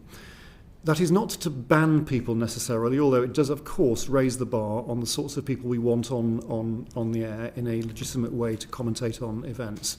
But it is to ensure that they are properly challenged about any views that they've expressed. And, of course, in the most egregious cases, they may be unsuitable to interview at all. I'm very confident that we have a much better system of that vetting. I'm aware of one person who's got through the net, so to speak, in the time since that new vetting process was introduced. That was a mistake of communication about the process of the vetting itself, which we've plugged. Now, the complaints overall have significantly dropped off. Now, of course, there may be another reason for that, which is that the level of the story has dropped away because of the ceasefire is largely holding. So I'm not going to attribute the lack of complaints to, or the drop in complaints specifically to what we've done. But we have more complaints overall in the BBC that we are pro-Israeli than the opposite. So both complaints piles are relatively chunky, as you'd expect from a very polarising story, but it is not the case that everybody thinks that we are leaning in a pro-Arabic, pro-Palestinian way. The opposite is actually true. The majority of opinion, where we can measure it, is that we take a different perspective. For the avoidance of doubt, we don't take any perspective, but in terms of perceptions of the audience, it's important to put that into the discussion. I mean, you've set out a number of changes to address problems. I mean, do you accept that these problems were being flagged? I'm going back to the Assison report, and then by Danny Cohen and Baroness Deach in their report, and then by Michael Prescott in his report internally. And certainly Michael Prescott suggests that the complaints were not taken seriously when they were first made. Do you accept that you should have taken action much earlier? Well, I think on the Prescott memorandum, all of the issues that he raised in connection with BBC Arabic, and indeed some other issues that are not necessarily relevant to the World Service, were discussed and dealt with in the EGSC. We may not have all agreed about the course of action that should have been taken, and he chose to write to the chair of the BBC with his concerns as he stepped down from that role. That's perfectly within his rights. There's nothing wrong with that. But in any editorial process, there are going to be different views about how we achieve the desired goal. And it is often the case that you look back on a set of circumstances and think, well, we could have maybe acted a little bit more quickly on something or other. Of course, that's often right.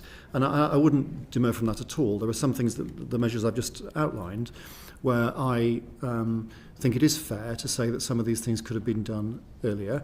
There were good reasons why they weren't, to do with the management restructure, which I won't get into too much because it's frankly quite tedious. But if we make an improvement in our processes anywhere in the BBC, it's always a legitimate question to ask, could you have done this earlier? And often the answer to that in any circumstance is, yes, in some cases we could have done. I bet. Please. Yes, I'll just pick Thank you, John. one issue there, then move on to my substantive question. Isn't it the case, in terms of Gaza, that your ability to objectively and fully report on the situation would be greatly helped if the Israelis allowed your journalists in to do that? Absolutely. 100%. And we've been clear about that from day one. Yeah. We've spent a lot of time with reporters on the border. You've probably seen Jeremy Bowen and Elise Doucette and Lucy Williamson and others standing on the border. And, of course, BBC Arabic colleagues are in the same position as our English language teams. You cannot report any story properly without being there. Eyewitness is the most powerful tool in journalism. And not being able to talk to people directly and experience what they're going through is a serious handicap to reporting any story. I think it's important just to get that on the record. Thank you very much. In terms of the new structure you're bringing in for the new regional structure, where I think the World Service and your other operations are going to be pulled together under regional directors. Right. That's been in operation now for a number of months? It came in on an interim post basis in May, Right. so it's not quite a year yet. Right. Is it working? And if so, how do you know it's working? Yes, I think, first of all, there are 6 regional directors. Only one of them is permanently in post, but we're recruiting and advertising right now for the others. The other roles are in post, but they're interim. The one that's in post is Africa, where we've appointed an internal candidate who's grown up through the BBC system, started with the BBC and BBC monitoring, and then came into World Service Languages. She's an outstanding, relatively young female African leader. And the idea that is not an improvement on Africa being managed from London, it, to my mind, doesn't compute. I think that she and her base in Nairobi is going to have an excellent period in growing our African services. She will be supported by a new structure. It's all back office stuff, but new HR, new business protocols, business and operations leadership and finance leadership, which may well address some of the underlying points in the NAO report actually about change programs in the future. And to your point, is it working? It's early days to see metrics in terms of reach or indeed audience demographics, which is one of the things we talked about earlier in response to questions from colleagues. But the ideas flow that we're getting from the regional directors is absolutely inspiring and really positive. To take another example, the regional director for the Americas is currently very heavily involved, as you would expect, in the way the BBC as a whole, including the World Service, is covering events in Venezuela and potential events in Greenland. That single line of accountability, that clarity about who's in charge of the BBC's news operation in those parts of the world is a significant improvement. So obvious, why haven't you done it before? That's a question I asked myself. The change programme that we talked about in context of the NAO report back in 2022 made some management changes driven fundamentally by cost pressures. And I respect entirely the pressures that were on predecessors of mine in that role at the time. They were also against a very, very pressing timeline that the NAO has identified has caused us some problems that we discussed earlier. I don't believe there's any such thing as a perfect structure. But when I walked in and looked at what had been done then, I felt that, to use a little bit of, forgive me, a little bit of a jargon here, I felt there were too many horizontal roles and not enough vertical roles. And I wanted to look down the system and say that person is in charge of this bit of the world, and if this bit of the world is going right or wrong, that person is taking the credit or the blame, so that there's accountability. We took a little time to work out how we could do that on a cost-neutral basis, because we took out some management jobs that were based in London and were spanning the world in different functions, and we were still a couple of roles short. So we had to work out how do we do that, because for reasons we just discussed, we can't keep inflating our prices and our costs in leadership or in any other function, and that took us a little while. But I am really pleased with the model. We've got some way to go in terms of maturing it down, and that will require permanent appointments. So the next appointment will be in Asia Pacific, based in Bangkok, and then in Delhi for South Asia, and then we'll move westwards. I wish we'd done this sooner. I mean, to your point, Chair, it's a good question, but many things in life we feel that, don't we? When we and I think it's just, I'm a big believer in single point of accountability and leadership. I mean, you can talk process, but if you haven't got the right leader in place, whether it's a school, a football team, or a division of the BBC, it doesn't work. So I think what Jonathan's done is right. And often it was a bit... often we're all inheriting history, but often you go on the ground and there's the World Service, there's the other news bit, there's news gap, there's all kinds of... So having a leader that we say, okay, exactly as Jonathan said, how are we covering the Americas? I think it's a real step forward for us, actually. And getting outstanding people in those jobs, which we've got, I think they're fantastic jobs as well, by the way, great jobs. In terms of the finances, this enable you to deliver the savings you already plan to make, or is it going to lead to extra savings and extra costs?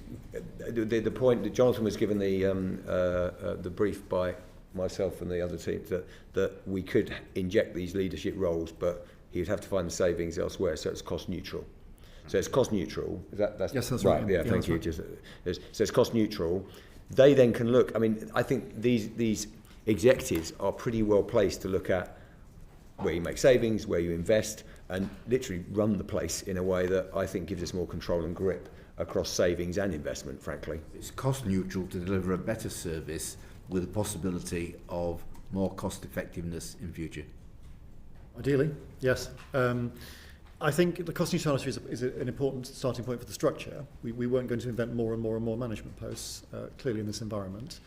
I think there'll be parts of the world where their objective of growth is easier to deliver than other parts of the world. And that's to do with the market conditions. It's to do with the competition and the editorial space. You know, I've been quite a few times recently to Delhi for various structural reasons, and the market there is very saturated, but there is a real opportunity for the BBC to grow its footprint in India. It's our biggest single regional market outside the UK. It's a reach of about 80 million or so a week. But the population of India, as you know, is well over 1 billion. So it's a small proportion of the population. We want to grow that. Having a leader in India who understands that market is surely a better way of pulling that lever than having a leader in London who is remote from that market.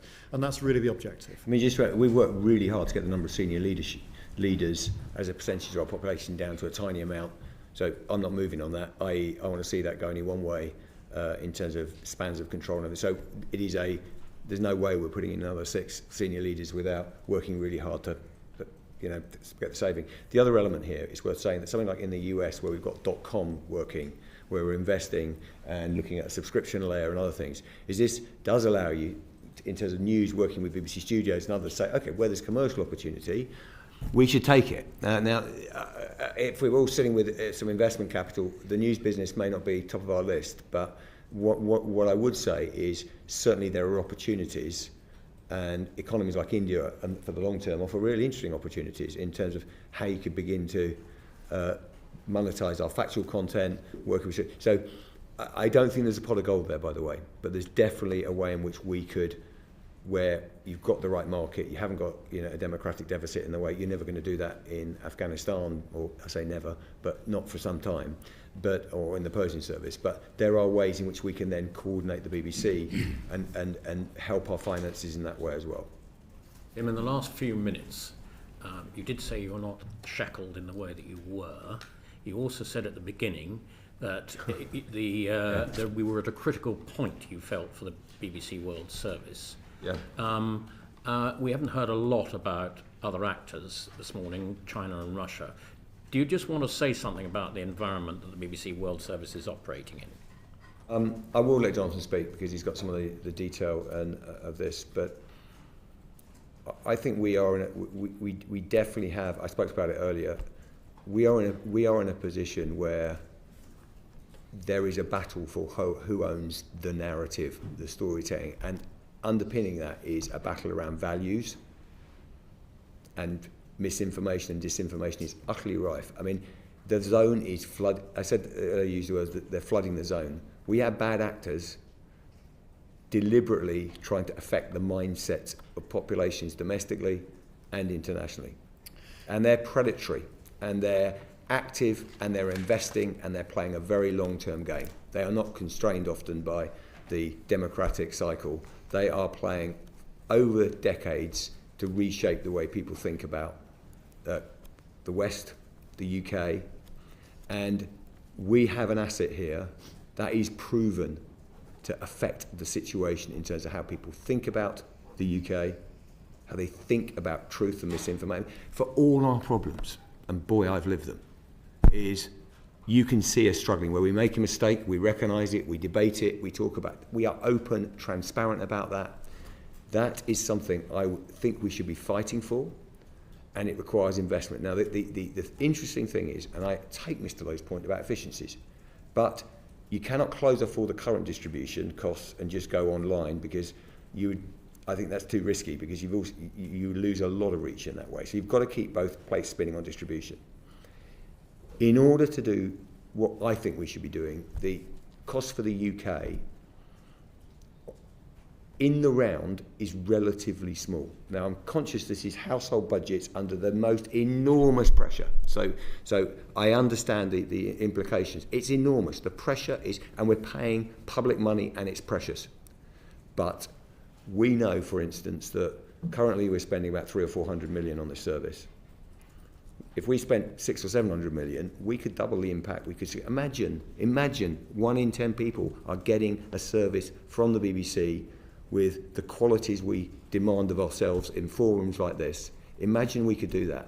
And I know that when you get to departmental budgets, the frameworks are incredibly tough. I think we've got brilliant people working through all those dilemmas. But when you step back from it, I think it's a short-term decision not to invest properly while holding us to account on efficiency, by the way, brutally, to all the questions. It holds to account on it. Have you ever considered... But we should be investing in this service, and I absolutely think we should be investing aggressively in it, because otherwise we are going to lose a position of strength that is essential not only to the UK, but also to global democracy. I really believe that. The stakes in my lifetime have never been higher.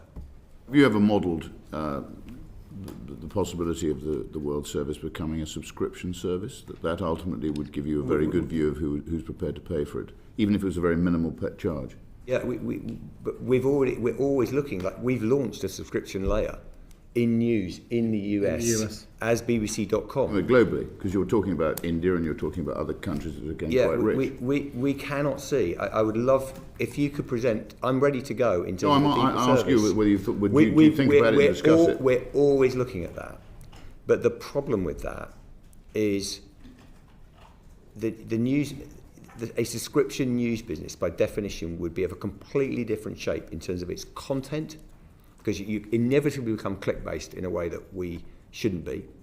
I cannot see models in most of the economy where we've got democratic deficits and all the things, that there is a subscription news business that could work in this way. I mean, honestly, I can't see it. We've looked at, we're aggressive commercially.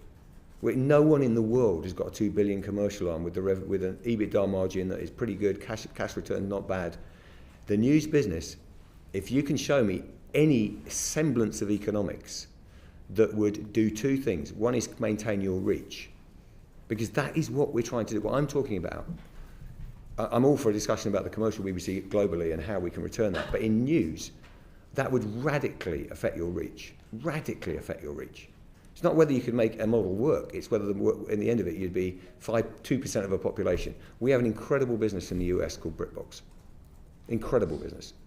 In terms of the asset value is immense. We built it from nothing, but it's got 4 million US subscribers. It's wonderful, but it's only 1% of the the US 1 point whatever percent. If you want, it's a different discussion, which is if you move subscription, you'll kill the reach. Well, there is the argument. You'll kill the reach. You give me one subscription model that has got the reach we've got. And China and Russia are not moving to that model, by the way. They will not be moving. We would just be irrelevant very quickly. So, as a huge fan of the World Service, and I know you've got other fans around this table, I think you've given us an enormous amount of your time and knowledge this morning. We are very grateful to all three of you. We will digest that in the coming weeks, and we will produce a report. The uncorrected version of the transcript will be available in the coming days. But again, my huge thanks to you for your time this morning. Thank you, Chair. Thank you, everyone. Order. Everyone. Thank you. Good discussion.